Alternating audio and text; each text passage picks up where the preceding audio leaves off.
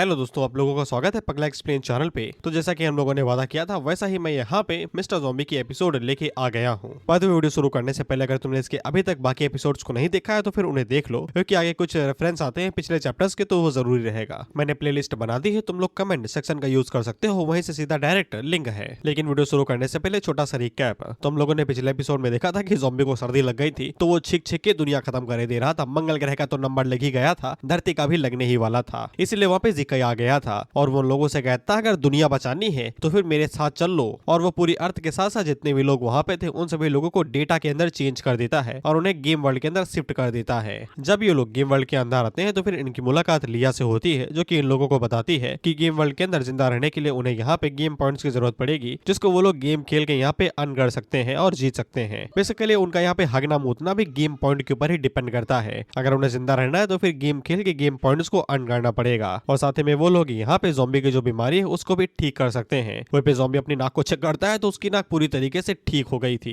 खैर इसके बाद तभी इन लोगों को जो वर्ल्ड था वो यहाँ पे गिरने लगता है, यानी कि इन लोगों को पॉइंट की तुरंत जरूरत है। इसलिए लिया इन लोगों को गेम के अंदर भेजती है, जहाँ पे ज़ॉम्बी के साथ में वैम्पायर क्वीन, चीफ, डुआंग और ब्लैकी जाता है। मैं इनके नाम भूल सकता हूँ तो तुम लोग कैरेक्टर से याद कर लेना। और यहीं पे शायद वीडियो खत्म हो गया था। जिसके बाद हम लोग देखते हैं कि ये लोग गेम के अंदर ट्रांसफर हो जाते हैं और गेम का नाम ऑनर ऑफ किंग्स था, जहाँ पे हम लोग देखते हैं कि ब्लैकी, वैम्पायर क्वीन और डुआंग और चीफ ये तो एक जगह पे टेलीपोर्ट होते हैं, लेकिन ज़ॉम्बी इनके साथ टेलीपोर्ट नहीं होता, वो कहीं और ही निकल गया था। तो फिर हम लोग ज़ॉम्बी को देखते हैं और गेम ने इसको जानवर समझ के जंगल के अंदर ट्रांसफर कर दिया था और इसकी एचपी यहाँ पे 50 थी। खैर इसके बाद ऑनर ऑफ किंग्स शुरू हो जाता है और हम लोग देखते हैं कि कई सारे सोल्जर्स यहाँ पे वैम्पायर क्वीन की तरफ आगे बढ़े थे। तो वैम्पायर क्वीन आगे से ब्लड मैनिपुलेशन का इस्तेमाल करते हुए यहाँ पे एक ब्लड की ब्लेड बनाती है, जो कि इतनी बड़ी थी कि जब सामने की तरफ जाती है तो वो सभी सोल्जर्स को 20 से 2 हिस्सों में काट देते हैं और उसके सामने जो पेड़ पहाड़ आ रहे थे वो उनको भी यहाँ पे 20 से 2 हिस्सों में काट गिराती है। वहीं पे क्वीन इतना इलाका साफ करने के बाद में चीफ से कहती है कि ऊपर का इलाका तुम्हारा है, जिसपे चीफ आगे से यहाँ पे नैनो पार्टिकल्स को इकट्ठा करता है और ट्रांसफॉर्म होकर एक मेगा कैनन निकालता है। और एनिमे वाला जो स्टार था जिसको डिस्ट्रॉय करना था गेम को खत्म करने के लिए, वो उसके ऊपर निशाना लगा के उसे यहाँ पे एक बार में ही डिस्ट्रॉय कर देता है, जिससे ये लोग एक एरिया को यहाँ पे कंप्लीट कर लेते हैं। वहीं पे क्वीन एक सोल्जर के सर को कुचलते हुए कहती है कि ये सभी एनिमीज इतने ज्यादा वीक क्यों हैं? गेम के हिसाब से इन्हें तो स्ट्रॉन्ग होना चाहिए था। वहीं पे हम लोग ब्लैकी को देखते हैं जो कि गेम के डिस्ट्रक्शन को चेक कर रहा था और वो हम लोगों को बताता है कि ऑनर ऑफ किंग्स एक बैटल टाइप का गेम है, जहाँ पे 2 साइड से होती है और वो एक दूसरी साइड से ही नफरत करती हैं, इसलिए वो अपने सोल्जर्स को आगे भेजती हैं हमला दमला करने के लिए। गेम को जीतने के 2 तरीके हैं, या तो सामने वाली पार्टी को बुरी तरीके से हरा दो कि वो लड़ी ना पाए, या फिर डायरेक्ट उनके जो स्टाल क्रिस्टल है यानी कि जिसको अब यहाँ पे चीफ ने फोड़ा उन्हें फोड़ दो, तो फिर तो मैच को जीत जाओगे।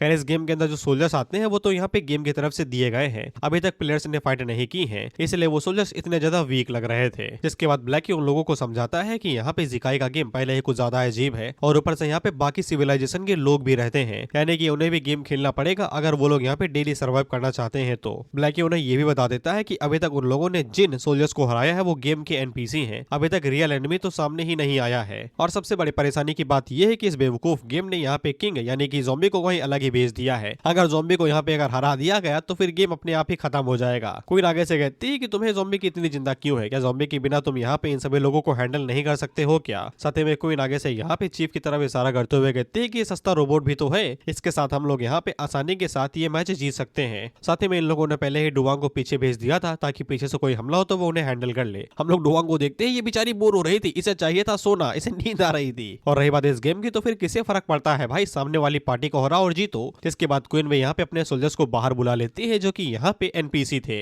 जिसके बाद वो चीफ से कहती है कि मेरे साथ चलो, पे ब्लैकी की फटी पड़ी थी क्योंकि वो बिल्कुल भी रिस्क नहीं लेना चाहता था। खैर इसके बाद क्वीन, चीफ और ब्लैकी यहाँ पे आगे बढ़ जाते हैं सामने वाली पार्टी के ऊपर हमला करने के लिए, अपने टावर्स को खुला छोड़ के, मतलब पीछे की तरफ डुआन है लेकिन फिर भी खुला छोड़ के। और तभी इनके पीछे हम लोग देखते हैं कि यहाँ पे जो सामने वाली एनिमी की पार्टी थी उनकी एक यहाँ पे लड़की रिपेयर होती है, जो कि यहाँ पे इन तीनों को नूब कह रही थी। इन्हें पता ही नहीं कि गेम को कैसे खेला जाता है, जिससे यहाँ पे इस लड़की को समझ में आ जाता है कि ये सभी लोग यहाँ पे नए आए हैं, नए प्लेयर्स हैं। बाय द वे इस लड़की का नाम तो A1 दिखाया जा रहा है लेकिन इसका असली नाम 13 है। जिसके बाद एक लड़का 13 से कहता है कि ये सिर्फ नूब ही नहीं, एक नंबर के बेवकूफ भी है। और इस बंदे का नाम T13 है, जो कि आगे से बताता है कि ये सभी जानते ही नहीं कि इन्हें करना क्या है, गेम कैसे खेलते हैं। ये सब अलग अलग इलाके में फैल गए हैं, अलग अलग तरीके से खेल रहे हैं। तभी इनके पास एक दूसरा बंदा आता है जिसका नाम यहाँ पे K30 है और इसका लेवल 50 है, जो आगे से बताता है कि पिछला जो अटैक हुआ था वो काफी ज्यादा पावरफुल था और गेम के बिना एन्चांटमेंट्स यानी कि गेम भी अपनी तरीके से कुछ आइटम्स देता है ना, जैसे कि स्वॉर्ड हो गई, पावर हो गई, इन लोगों ने वो इस्तेमाल नहीं किया था। ऑफ कोर्स ये साले खुद ही पावरफुल है, कहां इस्तेमाल करेंगे उनका। इसीलिए K30 को समझ में आ जाता है कि ये अपने वर्ल्ड के पावरफुल वो लोग होंगे जो कि पावर हाउस कहलाते हैं। तब एक दूसरी लड़की यहाँ पे आती है जो कि इनकी बॉस होगी या फिर सीनियर होगी, जो कि उन लोगों से कहती है कि बात करना बंद करो, इससे कोई फर्क नहीं पड़ता कि वो लोग पावर हाउस है या फिर नूब हैं। हमें बहुत ही जल्दी पता चल जाएगा कि उनका लेवल क्या है जब हम उन लोग उन्हें टेस्ट करेंगे। जिसके बाद लड़की अपनी स्किल का इस्तेमाल कर रही थी जो कि यहाँ पे बेलो को कंट्रोल कर सकती है। मैं इसे बेलो तो नहीं कहना चाहूंगा, लेकिन मैं इसे बोलूंगा ये सर्किट्स को कंट्रोल कर सकती है, लेकिन तुम इन्हें बेले ही मानो, ज्यादा दिमाग खर्चा ना करो। खैर जब ये तीनों भाग रहे थे तभी इनके नीचे से बेले बाहर निकलती हैं, तो ये तीनों ने डॉज कर लेते हैं, डॉज का सीधा उन्हें डिस्ट्रॉय कर देते हैं। लेकिन ये बेले इनफिनाइट थी, इसलिए ये दोबारा वहां पे रिपेयर हो जाती है और तभी इनके सामने वो लड़की आती है जिसका नाम हमें यहाँ पे S99 दिखाया जा रहा है। ये इनका कोड नेम भी हो सकता है, लेकिन इनकी सिविलाइजेशन के अंदर यही नाम दिया गया है, मैंने पूरी पढ़ ली है। तो खैर S99 उन लोगों से कहती है कि तुम लोग कितने भी स्ट्रॉन्ग हो मुझे घंटा फर्क नहीं पड़ता, लेकिन गेम के अंदर गेम के रूल से चलते हैं और जो इन रूल्स को फॉलो करता है वही यहाँ पे स्ट्रॉन्ग कहलाता है।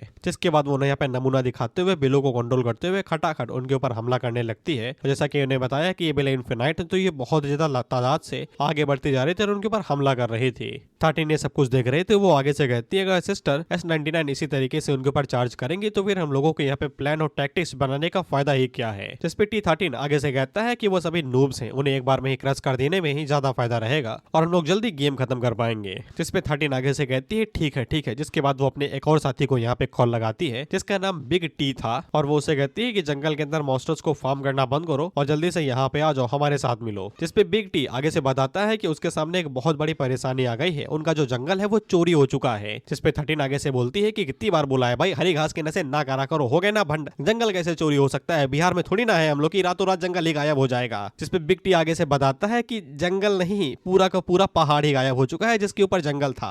जिसके बाद हमें कैमरा से दिखाया जाता है तो जंगल का जो हिस्सा था वो उखड़ के आसमान में उड़ रहा था। इसीलिए बिग टी कहता है कि पूरा का पूरा जंगल ही गायब हो चुका है। ऑफ कोर्स ये करिश्मा हमारे ज़ॉम्बी ने ही किया था। हम लोग देखते हैं कि ये मुंह में लॉलीपॉप लिए जंगल उठा के उड़ रहा था और ज़ॉम्बी ने ये करिश्मा बेफालतू में नहीं किया था। दरअसल वो यहाँ पे जब आया तो फिर उसे मुर्गे दिखे थे, तो उससे भूख लगी थी, तो उसने यहाँ पे चिकन लेग पीस खाया। और क्योंकि ये गेम वर्ल्ड है इसलिए यहाँ पे जो नॉर्मल चीजें होती हैं वो रिस्पॉन हुआ करती हैं, इसलिए यहाँ पे ज़ॉम्बी उन्हें जितनी बार मारता वो उतनी बार रिस्पॉन हो जाते हैं। इसलिए उसके पास यहाँ पे अनलिमिटेड अनइनफाइनाइट रिसोर्स आ गया था, इसीलिए वो जंगल लेके ही चला गया। ये कहते हुए घर में रहेगा तो ज्यादा फायदा रहेगा, क्योंकि सर्दी की वजह से ये दलिया खा के पक गया था, अब चिकन लेग पीस खाएगा। खैर ज़ॉम्बी इसी तरीके से पहाड़ लेके उड़ रहा था, तभी उस टाइम पे बिग टी उसके ऊपर अपनी कुल्हाड़ी से हमला करता है जो उसके एकदम चेहरे से स्यू से करके निकलती है और उसकी चिकन लॉलीपॉप को लेके जाती है। तो फिर ज़ॉम्बी पहाड़ को वहीं पे ही छोड़ता है और नीचे एंट्री मारता है और पहाड़ उसके पीछे से धड़ाम से जाके गिरता है। वहीं पे ज़ॉम्बी अपने चिकन लॉलीपॉप को देख के कहता है कि उसे यहाँ पे अपना खाना गिराना और खाना वेस्ट करना बिल्कुल भी पसंद नहीं है। तभी बिग टी उसके पीछे आता है, लेकिन ज़ॉम्बी का ज्यादा ध्यान अपने चिकन लॉलीपॉप के ऊपर था। वो आगे से उसे साफ ऑफ करके कहता है कि चुपचाप लपेट लेता हूँ, किसी ने नहीं देखा। हम लोग बिग टी को देखते हैं जो कि ज़ॉम्बी को देख के कह रहा था कि मुझे नहीं पता कि ये नई प्रजाति कहाँ से आ गई, लेकिन जब वो उसके अपने सिस्टम के अंदर स्कैन करता है तो जैसा कि मैंने बताया है कि गेम यहाँ पे ज़ॉम्बी को जानवर समझ रहा है, तो उसके ऊपर छोटा सा जानवर लिख के आता है जिसकी एचपी यहाँ पे 50-50 की थी। इसलिए बिग टी को यही लगता है कि ये उसका अपोनेंट बन ही नहीं पाएगा। ये ज़ॉम्बी से बोल रहा है कि ये उसका अपोनेंट नहीं बन पाएगा, भैया तुम अपने यूनिवर्स के फाइनल बॉस के सामने खड़े हो। जैसा कि मैंने बताया कि गेम इन लोगों को यहाँ पे कुछ अनलिमिटेड चीजें देता है, जैसे कि वेपन हो गया, एबिलिटीज हो गई। इसीलिए बिग टी यहाँ पे गेम के इक्विपमेंट का इस्तेमाल कर रहा था जिसका नाम हंटिंग एक्स था, जो कि छोटे एनिमल्स के ऊपर एकदम भारी हमला करता है। फिर इसके बाद हमें बिग टी का नाम दिखाया जाता है जो कि यहाँ पे T255 था। बिग टी ही बुलाते हैं, ज्यादा इजी रहेगा। जिसके बाद वो 13 से कहता है कि तुम लोग अपना काम करो, सबसे पहले मैं इसको निपटाता हूँ, जिसके बाद तुम्हें आके ढूंढता हूँ। फिर इसके बाद हम लोगों को यहाँ पे बिग टी और उसके यहाँ पे सिविलाइजेशन के बारे में बताया जाता है कि बिग टी जिस सिविलाइजेशन से आता है उसको यहाँ पे मर्चेंट गिल्ड सिविलाइजेशन बोला जाता है और यहाँ पे जो इनका कोड नेम या फिर नाम रहता है इनके एम्प्लॉय नंबर पे आता है, यानी कि पहले कंपनी के अंदर 10 लोग हैं, तो फिर अगर तुम 11वें पे ज्वाइन करते हो तो तुम्हारा ये लोग नाम T11 कर देंगे। हम लोग यहाँ पे एक कॉस्मोस कंपनी को देखते हैं जो कि इस वर्ल्ड की एक इकलौती कंपनी है और यही सब कुछ देख रेख करती है। खैर इनकी भी सिविलाइजेशन कैसे न कैसे खतरे में थी, इसलिए जो उनका सुप्रीम बोर्ड था यानी कि कंपनी, उनके डायरेक्टर्स ने फैसला किया कि वो लोग यहाँ पे अपनी सिविलाइजेशन को गेम वर्ल्ड के अंदर डाल देंगे। वह पे जो बिग टी था वो कंपनी के अंदर यहाँ पे इन्वेस्टमेंट डिपार्टमेंट का हेड था, यानी कि वो रिस्क मैनेजमेंट किया करता था, यानी कि ट्रेडिंग का बाप था ये। खैर अभी के लिए बिग टी का काम यहाँ पे सिर्फ छोटे मोटे मॉन्स्टर्स को हंट करना है और यहाँ पे प्रॉफिट को बढ़ाना है, जिसको यहाँ पे जंगल फार्मिंग है ये लोग बुलाते हैं। जंगल के अंदर जाते हैं, मॉन्स्टर हंट करते हैं और अपने प्रॉफिट बढ़ाते हैं, बेसिकली पॉइंट्स। इसलिए बिग टी की जितने भी स्किल्स और इक्विपमेंट है वो यहाँ पे ज्यादातर जंगल मॉन्स्टर्स को हंट करने के लिए ही बनाए गए हैं। पहला तो अपना हंटिंग ग्रेट एक्स है, दूसरा जंगल गार्डियन थ्रोन ऑफ फियर है, जिसको देखते ही छोटे बड़े मॉन्स्टर यहाँ पे घबरा जाते हैं और एकदम स्टन हो जाते हैं। जिसके बाद लाइफ एसेंस है, नेचुरल डिफेंस है, पनीस है और लावा सील्ड है, और साथ में कुछ हंटर बूट्स हैं जो कि यहाँ पे लूट और चीजों को बढ़ा देते हैं। इससे कोई फर्क नहीं पड़ता कि मॉन्स्टर कितना ज्यादा पावरफुल है और कितना ताकतवर है। बिग टी की यहाँ पे जो जंगल फार्मिंग एफिशिएंसी है वो कभी भी कम नहीं रहती, यानी यानी कि 100 का 100 यहाँ पे एकदम टकाटक माल मिलता है। इसलिए दूसरे शब्दों में यहाँ पे बिग टी को किंग ऑफ द जंगल भी बुलाया जाता है। और यही सब सोच के वो यहाँ पे ज़ॉम्बी के ऊपर हमला कर देता है, ये कहते हुए कि मैं तुम्हें कभी भी अपना जंगल चोरी नहीं करने दूंगा। खैर बिग टी ने यहाँ पे जो एकदम स्विंग मारा था वो इतना ज्यादा पावरफुल था कि इलाका कांप गया था। जो छोटे मोटे जानवर थे वो तो बेचारे बेहोश ही हो जाते हैं और हवा में उड़ जाते हैं और एकदम भयानक पावर रिलीज होती है, जिससे यहाँ पे शॉक वेव्स निकलने लगती हैं। जैसा कि मैंने बताया कि आसपास के जो यहाँ पे जानवर थे वो तो बेचारे एलिमिनेट हो जाते हैं, उनके पॉइंट्स यहाँ पे सीधा बिग टी की झोली में जाके गिरते हैं। लेकिन थोड़ी ही देर में बिग टी को पता चल जाता है कि उसे कोई भी यहाँ पे ज़ॉम्बी का मारने का नोटिफिकेशन नहीं आया है। एक ज़ॉम्बी मरा ही नहीं था क्योंकि वो छलांग मार के अटैक को डॉज कर लिया था। वहीं पे ज़ॉम्बी को ये वाली बात समझ में नहीं आ रही थी कि अचानक से एक प्लेयर उसके ऊपर हमला क्यों कर रहा है बिना कुछ बोले। जिसके बाद ज़ॉम्बी को समझ में आ जाता है कि ये पक्का एक बैटल रॉयल टाइप की गेम होगी, इसलिए ज़ॉम्बी बिल्कुल भी होल्ड बैक नहीं करता और वो भी यहाँ पे जवाबी हमला करता है और धड़ाम से बिग टी के ऊपर एकदम जोरदार अटैक मारता है। तो बिग टी जल्दी से यहाँ पे अपने डिफेंस को ओपन करता है, जो कि ऑफ कोर्स गेम ने ही दिया है, जो कि यहाँ पे नॉर्मली तो सिर्फ 30% अटैक को ब्लॉक करती है, लेकिन जब इस स्किल का इस्तेमाल यहाँ पे जंगल के अंदर किया जाएगा तो फिर ये अपने अटैक अब्जॉर्प्शन को यहाँ पे 80% तक बढ़ा सकती है। लेकिन इसका कोई फायदा नहीं है, ज़ॉम्बी का 20% अटैक भी काफी ज्यादा है। जिसके बाद हम लोग देखते हैं कि ज़ॉम्बी के पंच की वजह से वहाँ पे एकदम पावरफुल शॉक वेव निकलती है, जो कि लेजर बीम की तरीके जाती है। और जैसा कि हमें पता है कि ज़ॉम्बी ने कई सारे सिविलाइजेशन को डिस्ट्रॉय किया है, वो इसलिए जब वो यहाँ पे बिग टी की डिफेंस शील्ड के ऊपर पंच मारा था तो फिर उसे फील हुआ था कि यहाँ पे ये वाला पंच यानी कि डिफेंस टीम का जो फोर्स है वो यहाँ पे एशियन आयरन सीट से भी कई गुना ज्यादा है। जिससे हमें यहाँ पे पहला हिंट मिलता है कि ये जगह यानी कि ये गेम वर्ल्ड यहाँ पे ज़ॉम्बी की पावर को लिमिट में कर सकता है। खैर उसी टाइम पे यहाँ पे बिग टी अभी तक मारा नहीं था, इसीलिए वो यहाँ पे अब जंजीरों का इस्तेमाल करता है और वो यहाँ पे 2 जंजीरें खींच के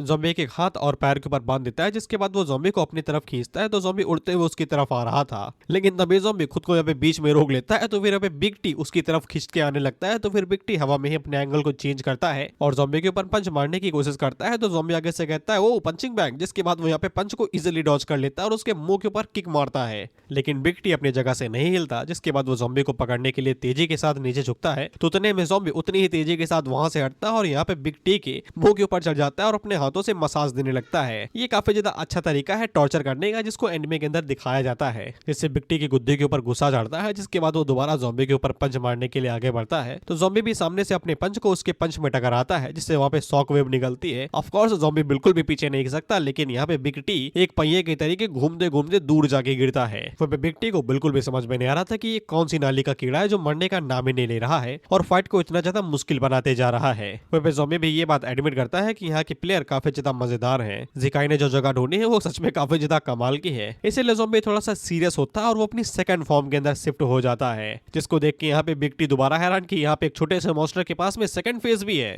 बेसिकली ये गेम है ना, तो फिर गेम के अंदर जब भी मॉन्स्टर अपनी फॉर्म को चेंज करे तो फिर उसे सेकंड फॉर्म कहते हैं या फिर सेकंड फेज। खैर ज़ॉम्बी बिग टी से कहता है कि बेटा अब तुम रेडी हो जाओ। लेकिन जब ज़ॉम्बी तेजी के साथ आगे बढ़ा था तभी यहाँ पे ग्लिच मार जाता है कुछ, यानी कि ज़ॉम्बी की बॉडी यहाँ पे हैंग करने लगती है, लैग करने लगती है। वो पूरी तरीके से आगे नहीं बढ़ पा रहा था। साथ ही में सिस्टम की तरीके से यहाँ पे नोटिफिकेशन भी आता है कि एबनॉर्मल स्टेटस देखा गया है, जिसको एलर्जी की तरीके ट्रीट किया जा रहा था, जिसको ठीक करने के लिए कैरेक्टर के यहाँ पे एक्शंस को लिमिटेड कर दिया जाता है, जहाँ पे स्लोनेस बढ़ जाती है और पॉज बढ़ जाता है। बेसिकली गेम तुम्हारे जैसे लैग करता है ना, तुम कैरेक्टर को कंट्रोल नहीं कर पाते, कभी धीरे हिलना डुलना, उसी तरीके से ज़ॉम्बी के साथ ये चीजें हो रही थी। जिसको देख के तो बिग टी भी हैरान थे कि ये क्या हो रहा है भाई। और मैं तुम्हें बता दूं कि ऐसा इसलिए हुआ क्योंकि ज़ॉम्बी यहाँ पे सेकंड फॉर्म के अंदर है और उसकी सेकंड फॉर्म हमेशा एग्रेशन में रहती है, यानी कि ज्यादा सोचती नहीं बस कर देती है। इसलिए यहाँ पे सिस्टम का एबनॉर्मल स्टेटस आ गया। लेकिन जब वो अपनी थर्ड फॉर्म के अंदर जाएगा जहाँ पे वो स्टेबल रहता है, यानी कि गुस्से में रहता है लेकिन अपने ऊपर पूरा कंट्रोल लेता है, तो उसकी बॉडी यहाँ पे नॉर्मली मूव करती है, लेकिन वो ज्यादा पावरफुल है। यानी कि गेम की कोडिंग इस तरीके से की गई है कि बंदा एकदम नॉर्मल रहना चाहिए बस, बाकी वो गेम में तबाही कितनी मचाता है ये मैटर नहीं करता। खैर हम लोग बिग टी को देखते हैं और इसकी बुद्धि थोड़ी सी चल नहीं रही है, इसलिए यहाँ पे ज़ॉम्बी को जब इस तरीके से हरकत करते हुए देखता है तो फिर उसे लगता है कि ये जंगल का कुछ नया मैकेनिक होगा। और इसकी बुद्धि उल्टा चल रही थी। उसे लग रहा था कि ज़ॉम्बी जब टकला था तो वो एक पावरफुल कॉम्बैक्ट फॉर्म के अंदर था, लेकिन जब उसने यहाँ पे बिग टी के ऊपर अटैक किया तो वो यहाँ पे कमजोर हो गया, इसलिए उसके बाल आ गए और इसकी वजह से ही वो बेचारा चल नहीं पा रहा है। और इसलिए बिग टी को लगता है कि यही है उसके पास सुनहरा मौका, वो भी यहाँ पे ज़ॉम्बी का गेम बजा सकता है। इसलिए वो कुल्हाड़ी उठाता और तेजी एकदम दुगनी तेजी के साथ आगे बढ़ता है और ज़ॉम्बी के ऊपर गड़ाम से अपनी कुल्हाड़ी दे मारता है। लेकिन उतने में ही ज़ॉम्बी यहाँ पे कहता है कि मुझे उंगल ना करो। जिसके बाद वो एक जोरदार अपरकट मारता है जो कि सीधा यहाँ पे बिग टी के मुंह के ऊपर जाके लगता है और बिग टी हवा में ही गायब हो जाता है। वहीं पे हम लोग ज़ॉम्बी को देखते हैं जो कि अभी ठीक से चल नहीं पा रहा था, ये अभी भी लैग सिचुएशन के अंदर ही था। वहीं पे ज़ॉम्बी को ये वाली चीज बिल्कुल भी पसंद नहीं आ रही थी क्योंकि ये चीखने से भी कई गुना बदतर था। खैर उसी टाइम पे टी उसके बगल में ही जाके गिरता है तो ज़ॉम्बी कहता है कि सबसे पहले इसे खत्म करो, जिसके लिए ज़ॉम्बी यहाँ पे अपनी सेकंड फॉर्म के अंदर थर्ड फॉर्म के अंदर जाने वाला था। लेकिन जब तक ज़ॉम्बी यहाँ पे बिग टी की तरफ देखता है तब तक बिग टी यहाँ पे एलिमिनेट हो चुका था, वो यहाँ पे खत्म हो चुका था, क्योंकि बिग टी उसी सिविलाइजेशन से आता है जिससे यहाँ पे बाकी लोग हैं। तो फिर उन लोगों के पास इसका नोटिफिकेशन जाता है कि बिग टी यहाँ पे एलिमिनेट हो चुका है। खैर इसके बाद हम लोग 3 की तिगड़ी वाली साइड पे आ जाते हैं, जहाँ पे बेले इन्फिनिटी ग्रो हो रही थी, तो वो लोग उनका सामना ही नहीं कर पा रहे थे। जिसके बाद हम लोग चीफ को देखते हैं, जो कि यहाँ पे मेगा कैनन का इस्तेमाल करते हुए बेलों को डिस्ट्रॉय करने की कोशिश कर रहे थे। वो तो डिस्ट्रॉय हो जाते हैं, लेकिन तभी साइड से चीफ के बगल में एक दूसरी बेल बाहर निकलती है, जो सीधा उनके सर के अंदर घुसने वाली थी। लेकिन तब तक वंपायर क्वीन यहाँ पे आती है और उन्हें बचा लेती है। वही चीफ उनके अंदर सोच रहा था कि वंपायर क्वीन काफी ज्यादा स्ट्रॉन्ग है और वो उसे बचाने के लिए आई, और वो जैसे ही थैंक्स करने वाला था तो वंपायर क्वीन उसे घूरते हुए कहती है, अगर तुमने दोबारा ऐसी गलती की और मुझे बचाने के लिए आना पड़ा, बचा तो लूंगी लेकिन तुम्हारी जैसे मुर्गे जैसे गर्दन है ना, मैं ही चिटका दूंगी ये। जिस पे चीफ घबराते हुए कहता है कि दोबारा नहीं होगी गलती ये। जिसके बाद वो उसे किसी बच्चे की तरीके दूर फेंक देती है और दोबारा फाइट करते हुए S99 से कहती है कि तुम्हें क्या लगता है कि इन बेलों से तुम मुझे हरा भी पाओगी, हम लोगों को हल्के में ना लो। जिसके बाद वो एक बेल के ऊपर अटैक करती है, क्योंकि ये बेल यहाँ पे मैकेनिकल तरीके से थी, बेसिकली टुकड़ों से बनी हुई थी, इसलिए वो टुकड़ा टूट के नीचे जाते हुए सीधा S99 के ऊपर गिर रहा था। तो फिर S99 आगे से ताली बजाती है। तो फिर हम लोग देखते हैं कि बिग टी की तरीके इसके ऊपर भी यहाँ पे प्रोटेक्टिव बैरियर आ जाता है, जिसका नाम डिसोसिएशन फील्ड था। और वो उन लोगों से कहते हैं कि तुम लोग नूब हो, जो कि यहाँ पे सिर्फ ब्रूट फोर्स के साथ ही फाइट करना जानते हो, इसलिए चुपचाप सरेंडर कर दो, इसी में ही तुम्हारा फायदा रहेगा। इसके बाद वो जमीन से और भी ज्यादा बेलों को बाहर निकालती है और उन लोगों से कहती है कि जिसके बाद मैं तुम लोगों को यहाँ पे अपनी फ्रेंड लिस्ट के अंदर ऐड कर लूंगी। ऑफ कोर्स हमें पता था कि वंपायर को यहाँ पे ईगो वाली थी, तो वो चिढ़ रही थी। वो आगे से कहती है कि मैं हल्के में ले रहा हूँ, क्या हमें नीचा दिखा रही हो। तभी हम लोग देखते हैं कि ब्लैक यहाँ पे अपनी पावर का इस्तेमाल करते हुए कई सारी बेलों को मार गिराता है और S99 से कहता है कि तुम्हारी बातों को देख के मुझे नहीं लगता है कि तुम्हारे पास इतने समय यहाँ पे अपर हैंड है। उसी टाइम पे S99 यहाँ पे दोबारा चुटकी बजाती है, जिसके बाद ये तीनों यहाँ पे देखते रह जाते हैं, क्योंकि अगले ही पल यहाँ पे और भी कई सारे बेले जमीन के अंदर से निकल आती हैं, जो कि बहुत ज्यादा तादाद में थी। और S99 उन लोगों को बताती है कि गेम वर्ल्ड के अंदर सारी चीजें डेटा पे ही चलती हैं। यहाँ पे जो उनकी मेहनत रहती है, उनका कॉम्बैट सिस्टम उन्हें यहाँ पे थकाता नहीं है, और न ही उन्हें ये दिखाता है कि उनके ऊपर कितने ज्यादा चोटें हुई हैं, और न ही उन्हें ये पता चलने देता है कि उन्हें दर्द हो रहा है या नहीं। और ऊपर से यहाँ पे कोई भी वाइटल पार्ट नहीं रहता है, जो कि एक झटके के अंदर उन्हें यहाँ पे कमजोर या फिर चक्कर दिला दे। जैसे कि किसी भी गेम के अंदर होता है, तुम्हें गोलियां भी तो लगती हैं, जैसे अगर हेडशॉट लगा तो तुम्हारी HP एकदम से 1 बचती है, लेकिन तुम्हें दर्द वर्द कुछ भी नहीं होता। बिल्कुल वैसा ही सिस्टम यहाँ पे चल रहा था, और S99 यही चीज एक्सप्लेन कर रही थी कि विक्ट्री यहाँ पे सिर्फ इस चीज से डिफाइन होती है कि तुम्हारा स्टेटस कैसा है, अटैक, डिफेंस, मैजिक, ये सब कुछ कैसा है तुम्हारा, मतलब कि कितना ज्यादा हाई है। ऑफ कोर्स ये चीज यहाँ पे हेल्थ पॉइंट्स के ऊपर भी डिपेंड करती है, जो उनके लिए सबसे ज्यादा जरूरी चीज है। S99 उन लोगों को बताती है कि जो उन लोगों ने यहाँ पे फ्लैशी कॉम्प्लेक्स यानी कि क्वीन का जो ब्लड मैनिपुलेशन वाला स्लैश था, वो सब कुछ इस्तेमाल किया, वो सभी यहाँ पे गेम के सिस्टम के द्वारा सिर्फ नॉर्मल अटैक्स के ही जैसा देखा जाएगा। उनके जो भी अटैक्स है वो बिल्कुल इसी तरीके से है कि छोटा बच्चा बस अपने मुक्कों को इधर उधर घुमा रहा है, यानी कि अटैक तो 100% है लेकिन डैमेज एकदम 0। जिसके बाद S99 उन लोगों को यहाँ पे अपनी हेल्थ बार दिखाती है, जिसमें से सिर्फ 52 पॉइंट ही कम हुए थे, यानी कि अभी तक इन तीनों ने जो भी अटैक S99 के ऊपर किए वो बस 52 पॉइंट ही कम हुए। वो उन लोगों को ये बता देती है कि नॉर्मल अटैक यहाँ पे बहुत ही ज्यादा कम कर दिए जाते हैं, अलग अलग तरीके की डिफेंस एबिलिटी और यहाँ पे मैकेनिज्म की वजह से, जो कि गेम प्रोवाइड करता है। भले ही वो लोग यहाँ पे पूरी तरीके से अपनी जान लगा के किसी अपोनेंट के ऊपर हमला करे, लेकिन अगर उसके पास इम्यूनिटी है उस अटैक से, तो उसे डैमेज बहुत ही ज्यादा कम होगा। प्राइम एग्जांपल के लिए तुम लोग S99 की HP देख ही सकते हो, और उसके मुकाबले यहाँ पे जो S99 के अटैक हैं वो उन लोगों के ऊपर पड़ते हैं, वो एक झटके के अंदर उनकी पूरी HP खत्म कर सकते हैं। जैसा कि हम लोगों को चीफ की HP दिखाई जाती है, जो कि सिर्फ 13 पॉइंट ही बची हुई थी, क्योंकि S99 के यहाँ पे जो अटैक स्टैट्स है वो काफी ज्यादा हाई है इन लोगों के मुकाबले में, और ऊपर से इनका डिफेंस भी काफी ज्यादा लो है। S99 उन्हें बताती है कि उन्हें भले ही यहाँ पे दर्द वर्द महसूस नहीं हो रहा है और वो लोग एकदम परफेक्ट कंडीशन के अंदर है, लेकिन इसके बावजूद S99 ने उनके ऊपर छोटा सा भी स्लैश या फिर कट मार दिया तो फिर वो लोग एक झटके के अंदर यहाँ पे डेड समझे जाएंगे, सिस्टम की कोडिंग और उसके सिस्टम की वजह से। जिसके बाद वो एक और बम फोड़ती है, ये कहते हुए कि एक टीम कंट्रोलर होने के तौर पे उसका मेन गोल यहाँ पे उन्हें हराना नहीं बल्कि इस जगह पे ट्रैप करना था। उसने अभी तक यहाँ पे जितने भी पेवेले फैलाए थे उन सभी को यहाँ पे एक मैग्नेटिक फील्ड के अंदर बदल देती है और इन सभी को यहीं पे ही ट्रैप कर लेती है। जिसके बाद K30, T30 और 13 दोनों यहाँ पे उस ट्रैप की तरफ आगे बढ़ रहे थे। वहीं पे K30 आगे से कहता है कि चलो इन्हें खत्म करते हैं और वापस चलते हैं, लेकिन उसी टाइम पे T30 यहाँ पे सभी लोगों को बताता है कि बिग टी की HP लगातार यहाँ पे ड्रॉप करती जा रही है और उसके पास से कोई भी मैसेज नहीं आ रहा है। जिस पे 13 चेक करती है और वो आगे से बताती है कि यहाँ पे बिग 30 का सामना 2 लोगों से हो सकता है। बेसिकली उसे पता चल गया था कि सामने वाली टीम के अंदर 5 लोग हैं, जिन 3 को इन लोगों ने तो ट्रैप कर लिया लेकिन 2 बचे हैं। तो उसे यही लग रहा था कि बिग टी के ऊपर यहाँ पे डुवांग और ज़ॉम्बी ने हमला किया है, बाकी असलियत तो हमें पता ही है। इसलिए S99 उन दिनों से कहती है कि तुम लोग यहाँ पे गेट खोलो और सीधा जाके यहाँ पे बिग टी को बचाने की कोशिश करो, बाकी मैं इन तीनों को यहीं पे ही हैंडल कर लेती हूँ। जिसके लिए इन तीनों को कोई भी दिक्कत नहीं थी। जिसके बाद 13 यहाँ पे अपनी गेट स्किल का इस्तेमाल करते हुए उन दोनों को पकड़ते हैं और उस जगह पे टेलीपोर्ट कर देती है जहाँ पे ज़ॉम्बी इतनी समय घूम रहा है। बाय द वे यहाँ पे 13 की इस स्किल का नाम अनएक्सपेक्टेड अराइवल है, बेसिकली बिन बुलाए आ जाना। खैर इसके बाद ये दोनों उसी जगह पे टेलीपोर्ट मारते हैं और इन लोगों को पता चलता है कि इन्हें आने में देर हो गई है। बिग टी तो कब का यहाँ पे खत्म हो चुका है। K30 आगे से कहता है कि उन दोनों ने यहाँ पे बिग टी को हराया है तो फिर उनकी भी हेल्थ यहाँ पे लो ही होगी, हम लोग दोनों को निपटा के यहाँ से निकाल लेते हैं। लेकिन इन्हें कोई भी एनिमी दिखाई नहीं दे रहा था और साइड से हम इनके पीछे एनिमी देखते हैं और ये चिल है, मस्त आराम से घूम रहा है, ये इसे चिंता नहीं किसी बात की। 13 की नजर यहाँ पे ज़ॉम्बी के ऊपर पड़ती है तो वो आगे से कहता है कि एक छोटा मोटा मास्टर घूम रहा है। उसी टाइम पे ज़ॉम्बी इनकी तरफ देखता है और उसने बातें सुन ली थी तो वो उन लोगों से खुद ही देखता है कि तुम लोग किसी बड़े आदमी को ढूंढ रहे हो क्या अभी, जिसपे ये दोनों हैरान होते हैं कि अजीब सा मॉन्स्टर बोलने भी लगा। 13 आगे से यहाँ पे K30 से कहता है कि देखा तुमने, एक मॉन्स्टर बात कर रहा है, इसने पक्का यहाँ पे बिग टी को देखा होगा। जिसपे K30 भी आगे से कहता है हाँ हम इसी से पूछते हैं, जिसके बाद अचानक से वो दोनों भाई वेपन निकालते और खटाक से ज़ॉम्बी के ऊपर हमला कर देते हैं, ये कहते हुए कि कौन सा मास्टर बात करता है यार। 13 भी आगे से यहाँ पे पिचक्यू निकालता है और आगे से अटैक करते हुए कहता है कि इसके पास पक्का किसी तरीके की हाइडिंग या फिर डिस्गाइज स्किल होगी। बाकी तीनों को जिनको हमने ट्रैप किया वो भी बिल्कुल नॉर्मल प्लेयर्स के तरीके नहीं है। हाँ इस मैं गन को पिचक्यू ही बोलता हूँ। खैर ज़ॉम्बी इजीली यहाँ पे K30 के स्लैश को डॉज कर लेता है, जिसको देख के K30 हैरान था।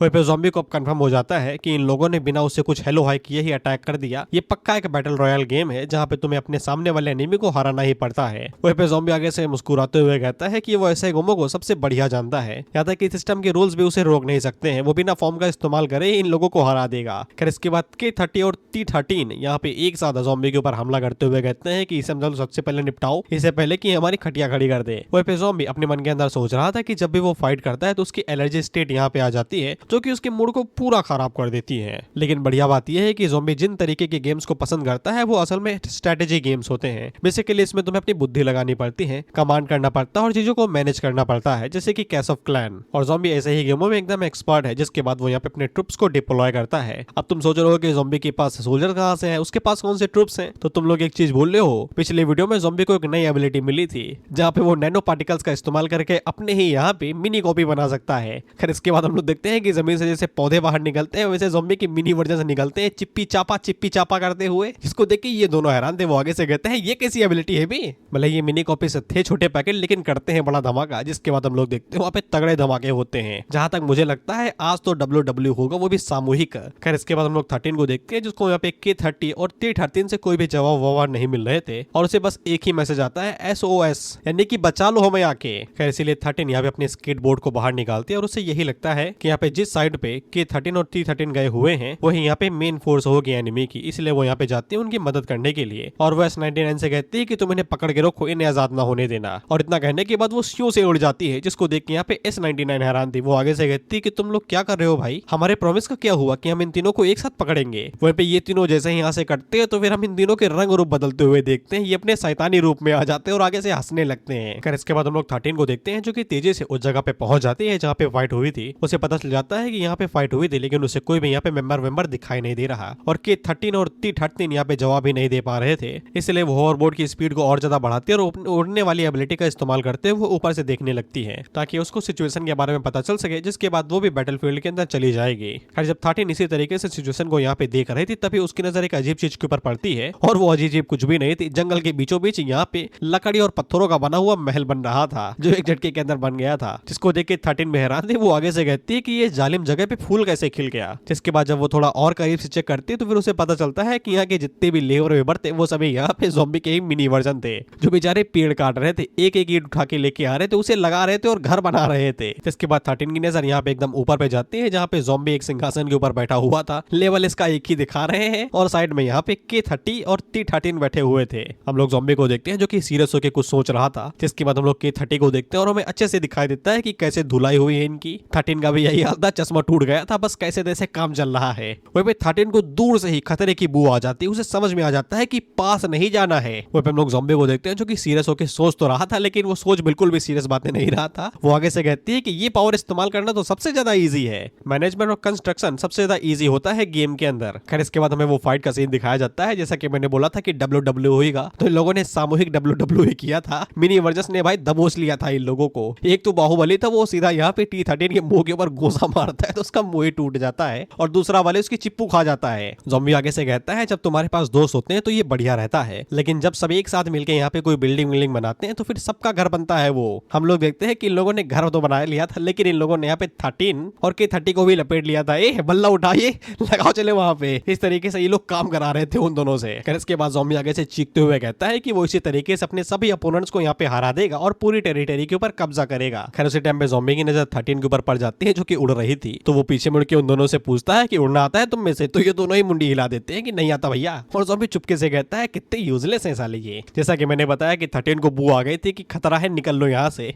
उसको समझ में तो नहीं आया था कि यहाँ पे चल क्या रहा है, लेकिन उसे ये समझ में आ गया था कि इनको बचाया नहीं जा सकता, बस कट लो यहाँ से तुरंत। इसलिए वो चुपचाप यहाँ से निकल लेते हैं, ये कहते हुए कि इस गेम के साथ कुछ तो गड़बड़ है, पहले यहाँ से निकलो, जिसके बाद सोचेंगे कि आगे क्या करना है। जिसके बाद वो यहाँ पे S99 के पास जा रही थी ताकि वो यहाँ पे उसे ला के इन लोगों की मदद कर सके। लेकिन उसी टाइम पे हम लोग देखते हैं कि ज़ॉम्बी का जो शीश महल था वो हवा में उड़ता है और उड़ते उड़ते सीधा 13 के ऊपर ही आके गिरता है। वहीं पे हम लोग देखते हैं कि ये दोनों आगे से चीखते हुए कहते हैं कि रास्ते से हटो, रास्ते से हटो। दरअसल ज़ॉम्बी ने पूरा शीश महल नीचे से उठाया था तो वो हवा में पलट गया था। वहीं पे 13 की आंखें उससे बाहर आके चीखती है कि भागो। खैर इसके बाद हम लोग देखते हैं कि ज़ॉम्बी ने यहाँ पे अपनी थर्ड फॉर्म का इस्तेमाल किया था और इस पे कोई भी ग्लिच नहीं आ रहा था क्योंकि एकदम नॉर्मल स्टेट है और वो शांत है। इसी वजह से वो पूरा महल उठा पाया था। वहीं पे उसके जो मिनी वर्जन थे वो उसके लिए चीयर कर रहे थे। जिसके बाद सीन शिफ्ट होकर 3 की तिगड़ी पे आ जाता है जहाँ पे उस पूरे फील्ड के अंदर ये लोग कैद हो गए थे। तो फिर यहाँ पे लगातार इन लोगों के ऊपर हमला हो रहे थे। वहीं पे लोग क्वीन को देखते हैं जो कि एकदम पूरी तरीके से फ्लैश बन चुकी थी और वो लगातार तेजी से आगे बढ़ रही थी S99 की तरफ। लेकिन तभी उसके ऊपर यहाँ पे कई सारे पहले इकट्ठा अटैक करने के लिए आते हैं। लेकिन उसी टाइम पे यहाँ पे चीफ अपनी मेगा कैनन का इस्तेमाल करते हुए उन सभी बलों को डिस्ट्रॉय कर देते हैं। जिसको देख के क्वीन पीछे मुड़ती है और उससे कहती है बढ़िया किया, इसी तरीके से करते रहो। वहीं पे चीफ आगे से कहता है लगातार आगे बढ़ते रहो, तुम्हारे पीछे का इलाका मैं साफ करते रहूंगा। जिसपे क्वीन बिल्कुल ऐसा ही करती है और वो लगातार आगे बढ़ती रहती है। वहीं पे ब्लैकी उसके लिए मदद कर रहा था, वो उसके लिए यहाँ पे रास्ता बनाते जा रहा था अपने ब्लैक शैडो हाथ का इस्तेमाल करते हुए। वहीं पे क्वीन उससे कहती है छोटे भाई सही लगे रहो। ब्लैकी आगे से चीखते हुए कहता है मैं तुम्हारा भाई नहीं हूँ। जिसके बाद वो यहाँ पे लॉन्च करने के लिए अपने हाथ को पीछे करता है और उससे कहता है कि उसे यहाँ पे एक बार में हरा देना, नहीं तो मुझसे बुरा कोई नहीं होगा। जिसके बाद वो उसे एक रॉकेट लॉन्चर के तरीके तेजी के साथ में आगे फेंकता है, जिससे क्वीन की रफ्तार काफी ज्यादा बढ़ जाती है और वो एकदम भयानक तरीके से S99 की तरफ आगे बढ़ रही थी। जिसको देख के तो S99 भी घबरा जाते हैं। इसलिए वो जितनी भी उसकी बेली थी उन सभी को एक जगह पे इकट्ठा करती है और वो यहाँ पे इकट्ठा करती है और क्वीन के सामने लाके खड़ा कर देती है। हम देखते हैं कि कई सारे बेले इकट्ठा आपस में मिलके क्वीन को ब्लॉक करने की कोशिश कर रहे थे, लेकिन क्वीन की फोर्स इतनी ज्यादा थी कि वो सभी बेले अपने आप ही डिस्ट्रॉय होते हुए अपने आप में ही फंसते जा रहे थे, लेकिन क्वीन नहीं रुक रही थी। जिसके बाद वो यहाँ पे क्वीन को सक्सेसफुली रोक तो लेती है, लेकिन S99 को समझ में आ गया था कि वो ज्यादा देर तक इन दिनों को इस तरीके से होल्ड नहीं कर पाएगी। जिसके बाद वो बेलों को ऊपर उठा देती है तो क्वीन में यहाँ पे ऊपर निकल जाती है, लेकिन वो बेलों से आजाद हो गई थी। वहीं पे S99 के हालात पूरी तरीके से खराब हो चुके थे। अब वो बेलों को और ज्यादा कंट्रोल नहीं कर पा रही थी, उसका हाथ भी दुखने लगा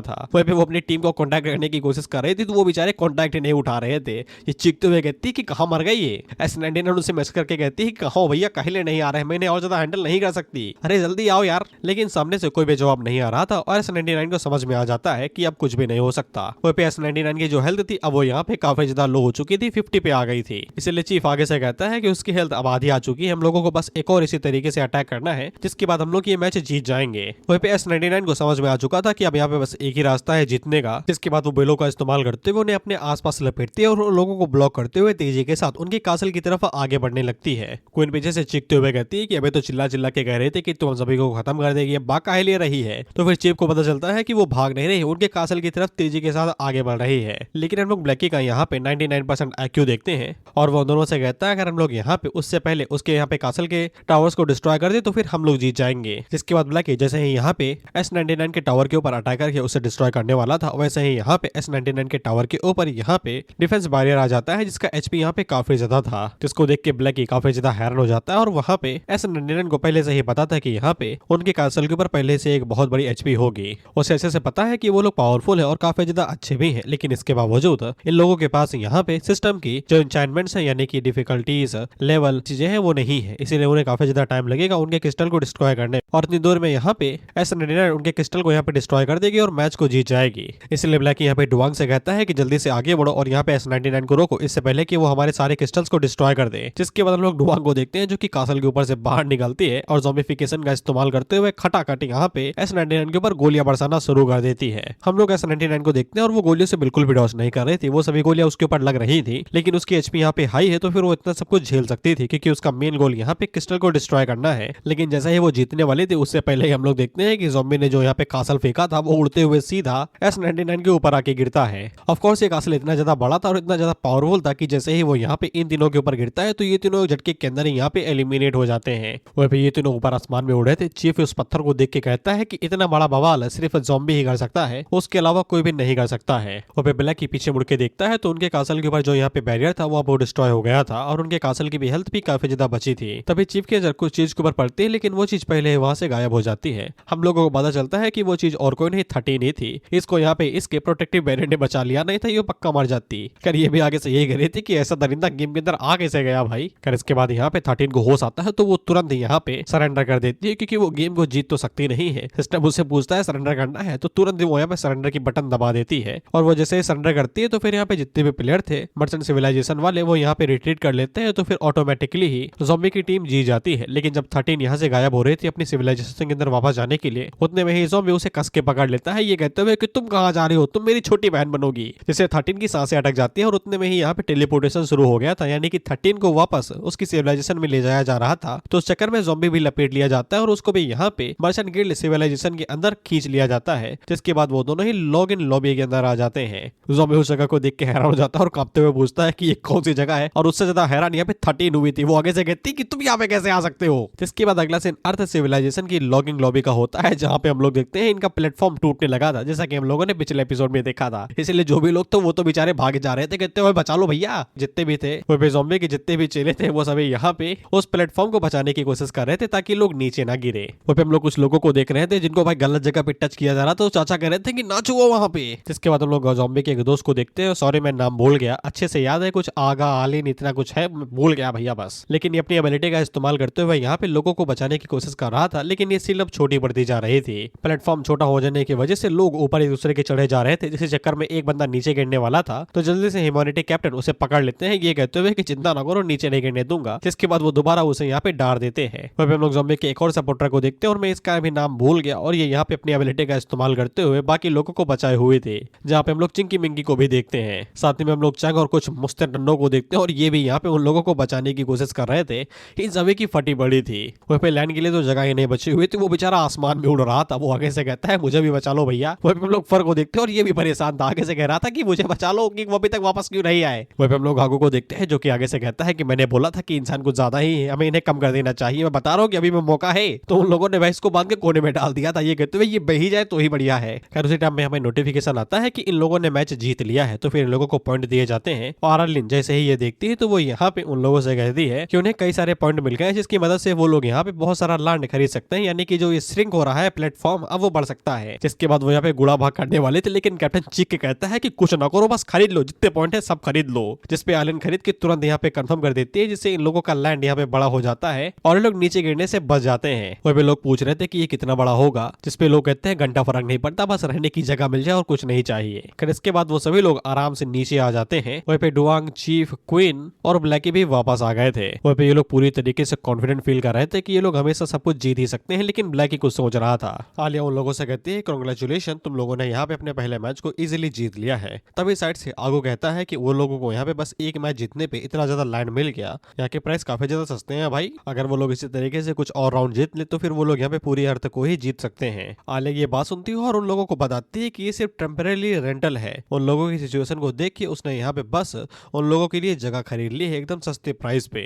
1-2 हजार स्क्वायर किलोमीटर यहाँ पे बस एक पॉइंट के लिए उनको मिल गया है, लेकिन सिर्फ एक दिन के लिए, यानी कि एक दिन के बाद इन लोगों को दोबारा यहाँ पे एक दूसरे के साथ चिपकना पड़ेगा। जिसको सुन के इन तीनों का ही दिमाग खराब हो जाता है और क्वीन का सबसे ज्यादा खराब होता है। वो तो आलिया के ऊपर चढ़ के उसको नोच लेती है, ये कहते हुए कि साला हम लोग वहाँ पे मरते मरते बचे हैं और तुम हमसे बता रहे हो कि तुमने बस यहाँ पे एक दिन के लिए जमीन खरीदी है। जिसके बाद उसके बालों को नोचते हुए कहती है कि मुझे मेरा पैसा वापस चाहिए, पैसा अभी क्या अभी वापस चाहिए मेरे को। जिसपे आलिया चीखते हुए कहती है कि वो कुछ भी नहीं कर सकती है। साइड से चैंग आगे से कहता है इसका मतलब तो यही हुआ कि हम लोगों को हर दिन एक मैच जीतना पड़ेगा अगर हम लोगों को सही सलामत रहना है। तो कोई आलिया को बिल्कुल नहीं छोड़ रहे थे, वो उसे नोचते हुए कहती है कि मेरे को मेरे पॉइंट वापस चाहिए अभी की अभी। साइड से आगू आता है और वो चैंग से कहता है इसमें कौन सी बड़ी बात है, उन लोगों के पास यहाँ पे चलता फिरता पावर हाउस है, ज़ॉम्बी उनके साथ है, यहाँ पे कोई भी परेशानी नहीं होगी। जिस पे चैंग भी आगे से कहता है कि हाँ ज़ॉम्बी के साथ उन्हें कोई भी परेशानी नहीं होगी। लेकिन तभी आगू को ध्यान आता है कि ज़ॉम्बी तो यहाँ पे है ही नहीं। जिसके बाद वो पीछे मुड़ता है और ब्लैकी से पूछता है कि तुम लोग जीते ना, तो फिर तुम लोगों के चेहरे इस तरीके से शांत क्यों बने हुए हैं, ज़ॉम्बी कहाँ पे है। जिसपे ब्लैकी आगे से घबराते हुए कहता है कि मेरी बात अच्छे से सुनो। जिसके बाद वो आगे से चीख चीखते हुए कहता है कि ज़ॉम्बी को यहाँ पे दूसरे सिविलाइजेशन उठा के लेके गए हैं। ये सुनते ही यहाँ पे स्टार के तोते उड़ जाते हैं। वो आगे सोचती है गई भैंस पानी में, अब तो हम लोग गए। और इनकी सिविलाइजेशन के जो पॉइंट थे वो उतने समय 0 पे थे। खैर इसके बाद हम लोग दोबारा यहाँ पे मर्चेंट गिल्ड सिविलाइजेशन की लॉगिंग लॉबी पे आ जाते हैं, जहाँ पे 13 ने ज़ॉम्बी को खाना खिलाया था। तो वो आगे से लपेटते हुए कहता है बढ़िया है बढ़िया है, एक कटोरा और मिलेगा क्या। इसके बाद वो 13 से शुक्रिया कहता है उसको यहाँ पे खाना वाना खिलाने के लिए। लेकिन हम लोग 13 को देखते हैं जो कि ऑनलाइन ये सर्च करती है, अगर यहाँ पे गेम से तुम्हारे साथ मॉन्स्टर वापस आ जाए तो फिर तुम्हें क्या करना चाहिए, बहुत ज्यादा अर्जेंट है। एक बंदा मैसेज करता है क्वेश्चन मार्क यानी घंटा कुछ नहीं पता, और एक बंदा आगे से कहता है कि मैं तुम्हें स्ट्रांगली सजेस्ट करता हूँ कि तुम्हें भाग के मेडिकल और सिक्योरिटी ऑफिस जाना चाहिए, और डॉक्टर के पास कोई ना कोई तरीका होगा ये तुम्हारी मानसिक बीमारी ठीक करने का। पायदल हो क्या अकल से, मॉन्स्टर कैसे आ जाएगा तुम्हारे साथ। एक बंदा नीचे कमेंट करते हुए कहता है कि तुम्हारे डिपार्टमेंट में कोई कसूरी मेथी का गांजा वांजा मिलता है क्या, जिसको फूक के तुम लोग भंड हो जाते हो, ऐसे सवाल लाते कहां से हो बे। खैर तभी यहाँ पे इनके डिपार्टमेंट का कोई हेड था जो कि मैसेज कर रहा था कि तुम वापस आ गए क्या। तो फिर यहाँ पे 13 के हाव भाव बदल जाते हैं क्योंकि ये उसे ये बंदा बिल्कुल नहीं पसंद है। तभी वो बंदा मैसेज करके बताता है कि तुम लोग दोबारा एक मैच को हार गए हो, तुम्हें पता है कि हमें कितना ज्यादा लॉस हुआ है। जिसके बाद वो इसी तरीके से यहाँ पे 13 और बाकी लोगों को सुनाने लगता है कि अगर तुम लोग इसी तरीके से 3 मैच और हारे तो फिर तुम्हारे महीने के जितने पैसे हैं उनमें से मैं 50% काट लूंगा। जिसपे यहाँ पे 13 को गुस्सा तो आ रहा, तो वो चीख भी रही थी लेकिन कुछ कर नहीं पा रही थी। खैर इसके बाद वो और ज्यादा मेंटल टॉर्चर नहीं सह पाती है और तुरंत ही चैट बंद कर देती है। जिसके बाद वो यहाँ पे ज़ॉम्बी की तरफ देखते हुए मन के अंदर सोचती है कि अभी तक आज तक ज़ॉम्बी जैसा मॉन्स्टर नहीं देखा है, आज तक किसी की मुलाकात यहाँ पे ज़ॉम्बी से नहीं हुई है। तो वो ये सोच रहे थे कि ये किस तरीके का मॉन्स्टर है। वहीं पे हम लोग ज़ॉम्बी को देखते हैं और ये कटोरा चाटने में लगा हुआ था, इसे कोई शर्म नहीं, इसे खाना दो बस। तभी तुम लोग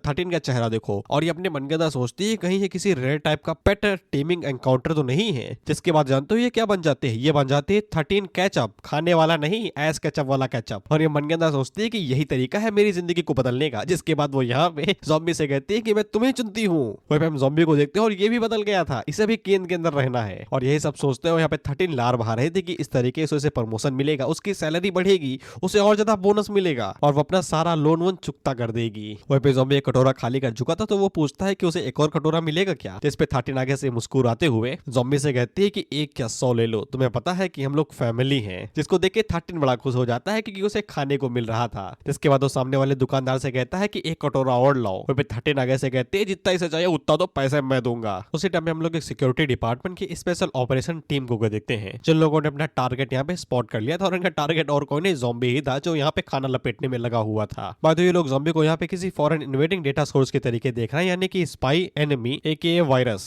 इसलिए लोगों का एक ही काम है कि यहाँ पे टारगेट को ब्रूटली एलिमिनेट कर देना हमेशा के लिए, प्रोटोकॉल फॉलो करते हुए। इसके बाद ये लोग सिक्योरिटी डिपार्टमेंट वाले नीचे उतरते हैं और पूरे एरिया को सील कर देते हैं और किसी को भी उस एरिया से बाहर जाने नहीं देते। वहाँ पे उन सभी लोगों से कह रहे थे कि चुपचाप कोऑपरेट करो इससे पहले कि तुम्हारी मुंडी उड़ा दूं मैं। इसके बाद जो मेन वाला था जिसने ज़ॉम्बी के ऊपर टारगेट लॉक किया तो वो अपने हाथ को आगे बढ़ाता है और उसे पकड़ लेता है। लेकिन जब वो बंदा पीछे घूम कर देखता है तो वो कोई और ही था जो कि अंडे लपेटने में लगा हुआ था। वो बंदा उससे पूछता है कि तुम्हें कुछ प्रॉब्लम है क्या। जिस पे वो ऑफिसर आगे से कहता है कि बातें कम करो, अपने हाथ ऊपर करो और हमें स्कैन करने दो। फिर इसके बाद वो ऑफिसर यहाँ पे उस बंदे को स्कैन करता है तो फिर उसे यहाँ पे कोई भी एबनॉर्मल डेटा नहीं दिखाई देता है और उसे ये समझ में नहीं आ रहा था कि उसने तो टारगेट लॉक किया था, अचानक से यहाँ पे सब कुछ बदल कैसे गया। जिसके बाद लोग लाइन बनाते हैं और हर एक इंसान को स्कैन करने लगते हैं कि वहाँ पे कोई एबनॉर्मल डेटा ना रहे। और साइड से हम लोग देखते हैं कि 13 को पता चल गया था, इसलिए वो ज़ॉम्बी को लेके पहले ही कोने में आ गए थे। लेकिन हम ज़ॉम्बी को देखते हैं और ये अभी भी लगा हुआ है लपेटने में खाना। वहीं पे ज़ॉम्बी 13 से पूछता है कि ये एबनॉर्मल डेटा चेक का क्या मतलब है, वो लोग क्या करना चाहते हैं। तो इस पे 13 उससे पूछती है कि तुम्हें नहीं पता इसका क्या मतलब होता है, क्योंकि पूरे गेम वर्ल्ड के अंदर सब कुछ डेटा से ही बना हुआ है, इसलिए एबनॉर्मल डेटा काफी ज्यादा बहुत ज्यादा बड़ी परेशानी है।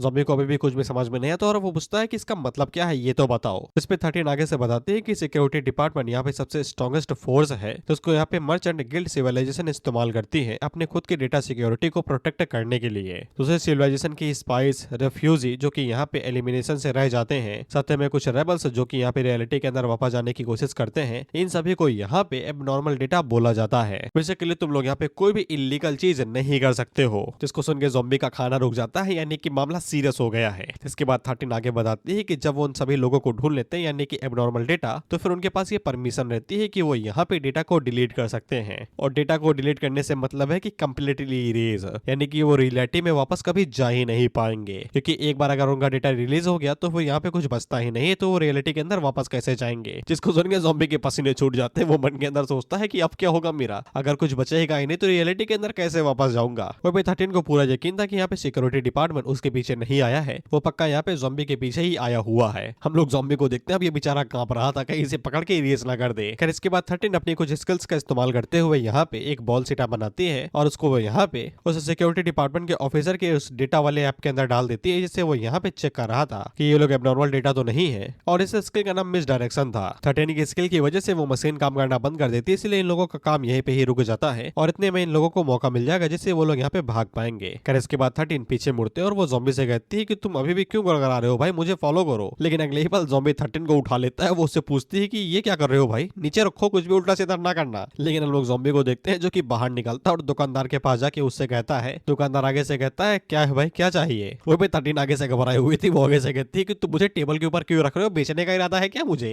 वो भी जो ओनर था वो आगे से कहता है कि मुझे कुछ नहीं चाहिए और वो दोनों से साफ कहता है कि बर्तन धो के पैसे अदा नहीं होंगे। जिसपे ज़ॉम्बी आगे से कहता है कि उसे ये करना भी नहीं है, वो तो यहाँ पे भागने के लिए आया था। जिसके बाद वो यहाँ पे 13 को पकड़ता है और वहां से भाग लेता है और ये लोग यहाँ पे उसी टेबल को लेके भाग रहे थे जिसके ऊपर ये अभी तक खाना खा रहे थे। खैर ज़ॉम्बी वहां से जैसे ही भागता है तो फिर वो यहाँ पे डिटेक्ट कर जाता है एबनॉर्मल डेटा के तौर पे, क्योंकि शॉप वाले ने कंप्लेन कर दी थी कि ये कहते हुए कि बिना पैसे दे के भाग गए वो। जिसपे ऑफिसर आगे से यहाँ पे डिटेक्शन बताता है कि वो साइड से भाग रहा है, इतनी दूरी पे है। तो दूसरा वाला उसके मुंह के ऊपर मारता है, दिसरंगा तेल लेने सामने भाग रहे हैं वो लोग, हमारे पीछा करो उनका। वो पे 13 ज़ॉम्बी से पूछती है कि तुम भाग क्यों रहे हो, तुम्हारे पास तो कोई रीजन नहीं है भागने का। जिसपे ज़ॉम्बी किसी चीख के कहता है कि मेरे पास है रीजन, क्योंकि मैं यहाँ पे दूसरी सिविलाइजेशन का एक प्लेयर हूँ। और अब जाके 13 को पता चलता है कि जिसको वो पोकेमॉन समझ रही थी वो कोई और ही है। खैर इसके बाद वो डिपार्टमेंट वाले इन लोगों के पीछे पड़ जाते हैं, अपनी स्पेस से दौड़ा देते हैं इनके पीछे। और ज़ॉम्बी आगे से चीखते हुए कहता है अगर उसे पकड़ लिया गया तो फिर वो लोग उसे एग्जीक्यूट ही कर देंगे स्पाइस के तौर पे। वहीं पे डिपार्टमेंट वाले को जैसे ही यहाँ पे ज़ॉम्बी का एबनॉर्मल डेटा डिटेक्ट होता है तो वो लोग यहाँ पे असला बारूद पे आ जाते हैं और गोलीबारी शुरू कर देते हैं, जिसपे इनका जो टेबल सील्ड की तरीके काम कर रहा था वो आखिर तक यहाँ पे डिस्ट्रॉय हो ही जाता है। वहीं पे ज़ॉम्बी को सबसे ज्यादा चिंता अपने खाने की हो रही थी। 13 उससे कहती है कि जान है तो जान है, खाना बाद में खा लेना। खैर उसी टाइम पे एक ऑफिसर यहाँ पे स्पेसशिप से छलांग मारता है, वो सीधा यहाँ पे ज़ॉम्बी को पकड़ने के लिए आगे बढ़ता है। तो ज़ॉम्बी घूम के उसके मुंह के ऊपर एक लात मारता है, ये कहते हुए कि पास ना दूर रहो मुझसे। जिससे वो ऑफिसर यहाँ पे पलटी मारते हुए एकदम धड़ाके से दूर जाके गिरता है और 4-5 बिल्डिंग डिस्ट्रॉय कर देता है और स्पेसशिप के अंदर घुसता है। वहीं पे उसके चेले पूछते हैं कैप्टन आप जिंदा तो है,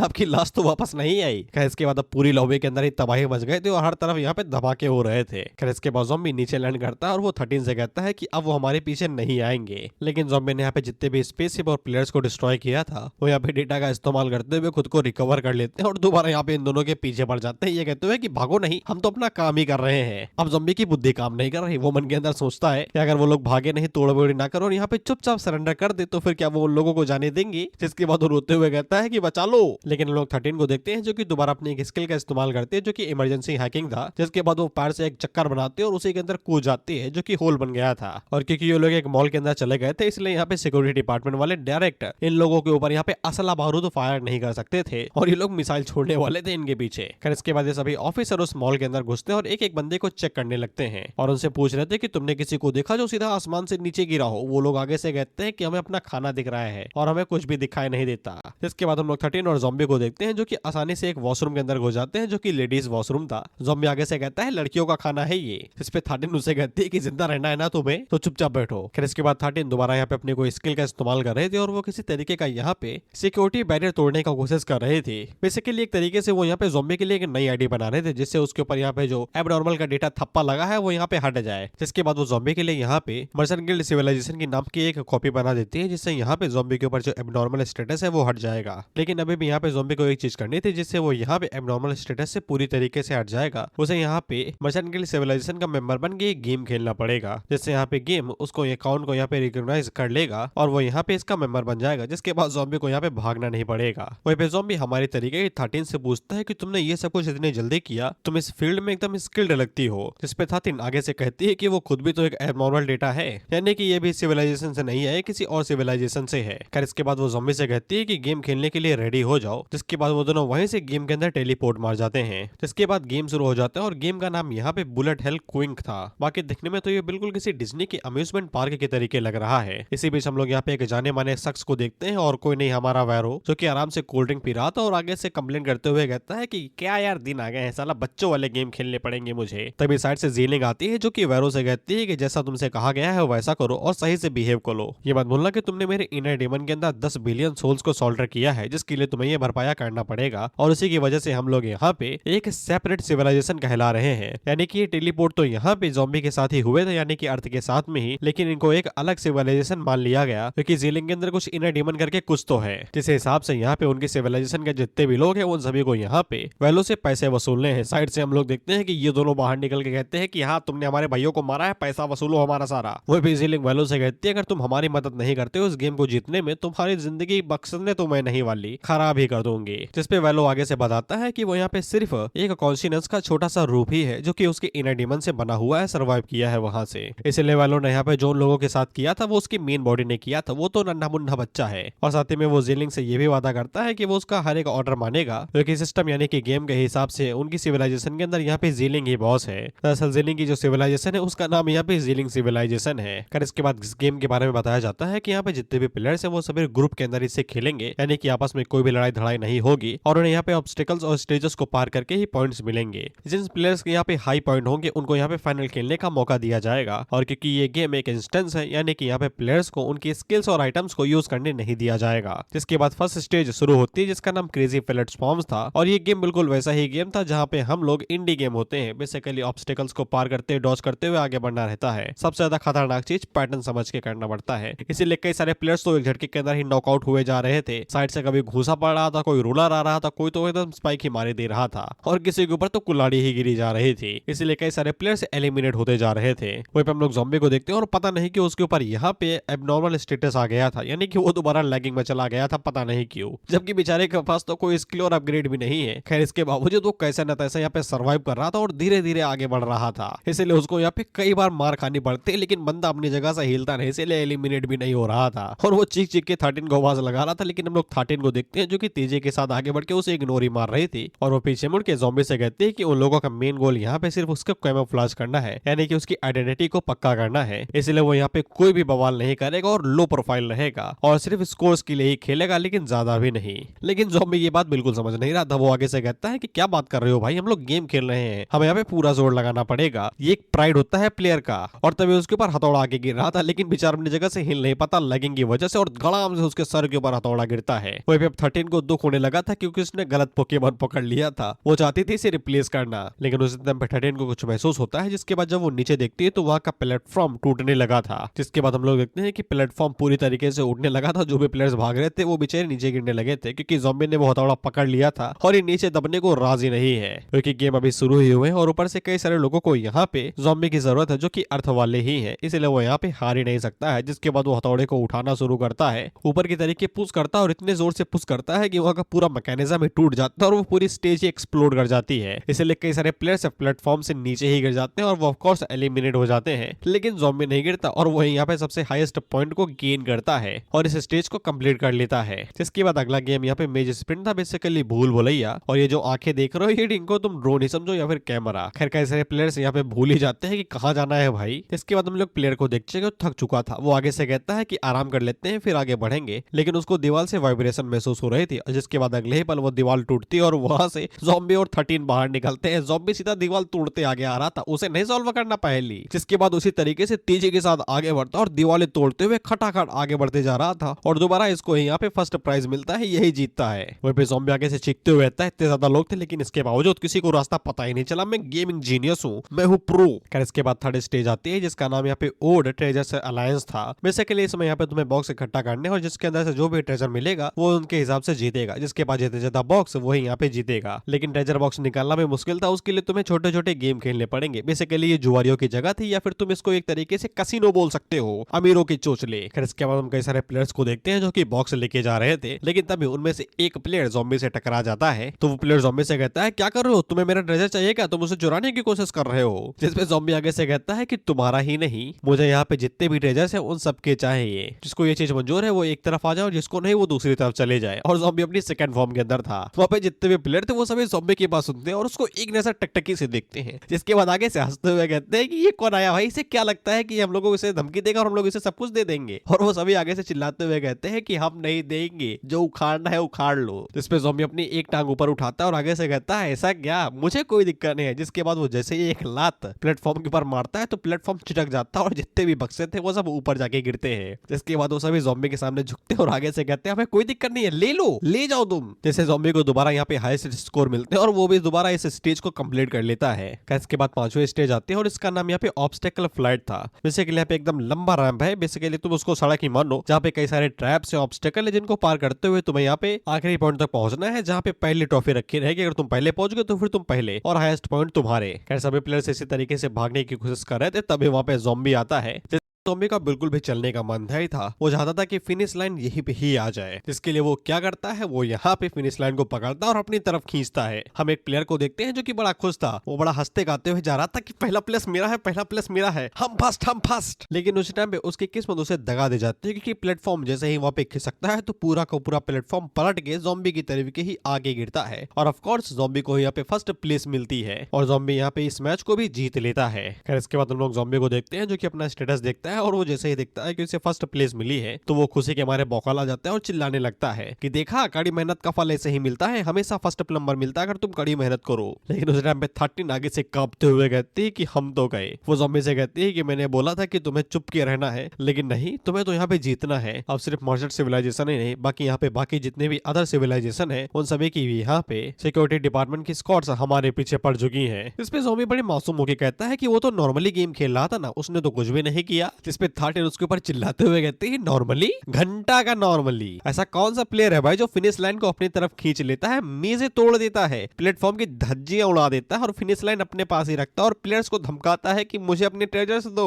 खैर इसके बाद 13 यहाँ पे ज़ॉम्बी को एक और चीज बताती है जो उसे बताना वो भूल गई थी, कि जो एबनॉर्मल डेटा है जब वो यहाँ पे किसी सर्टेन पॉइंट तक एक्सटेंड हो जाता है, यानी कि अपनी लिमिट पार कर देता है, तो वो जो एबनॉर्मल डेटा होता है वो लोग अपनी इंसानियत खो देते हैं और किसी तरीके के टेरिफाइंग मॉन्स्टर्स के अंदर बदल जाते हैं, जिनको डेटा क्रॉप्स बोला जाता है। वो यहाँ पे दूसरे प्लेयर्स को भी इन्फेक्ट कर सकते हैं और उनकी एनोमली भी छीन सकते हैं, बेसिकली उनकी इंसानियत भी उनसे छीन सकते हैं और उन्हें भी अपने तरीके बना सकते हैं। They are so called zombies, just call them anomaly. खैर इन एनोमलीज में सिर्फ एक ही चीज कॉमन रहती है कि इनको यहाँ पे मिटाने के लिए जितनी भी सिविलाइजेशन है वो सभी एक साथ आ जाती हैं, भले ये आपस में कितनी ही लड़ाई क्यों ना हो। वह 13 आगे से कहती है कि वो बड़ी मुश्किल से ही अपनी आइडेंटिटी को चेंज कर पाई थी मर्चेंट सिविलाइजेशन के अंदर, अब उसे यहाँ पे दोबारा भागना पड़ेगा। वो ज़ॉम्बी हमारे तरीके ही सोच रहा था कि इंसानियत को खो देते हैं, मॉन्स्टर के अंदर बदल जाते हैं, दूसरे लोगों को भी इन्फेक्ट कर सकते हैं, ये जाना पहचाना ऐसा क्यों लग रहा है, तेरी ही जाति के है रे। जिसके बाद हम लोग मर्चेंट सिविलाइजेशन को दोबारा देखते हैं, जहाँ पे वो सिक्योरिटी डिपार्टमेंट का जो हेड था वो आगे से यहाँ पे सभी चीजें स्कैन करता है। बेसिकली इसके पास यहाँ पे ज़ॉम्बी वाली फाइल आ गई थी, क्योंकि वो एक एनोमली था और गेम के अंदर जो बवाल मचा है उससे भी इसके पास रिपोर्ट आ गई थी। 13 ने यहाँ पे पहले ही फाइल बना दी थी ना, तो उसे रिलेटेड था, ये लिंक था मतलब। और ये लोग ज़ॉम्बी को एम्प्लॉय बुला रहे थे जिसका कोड नेम यहाँ पे D14 रखा गया था।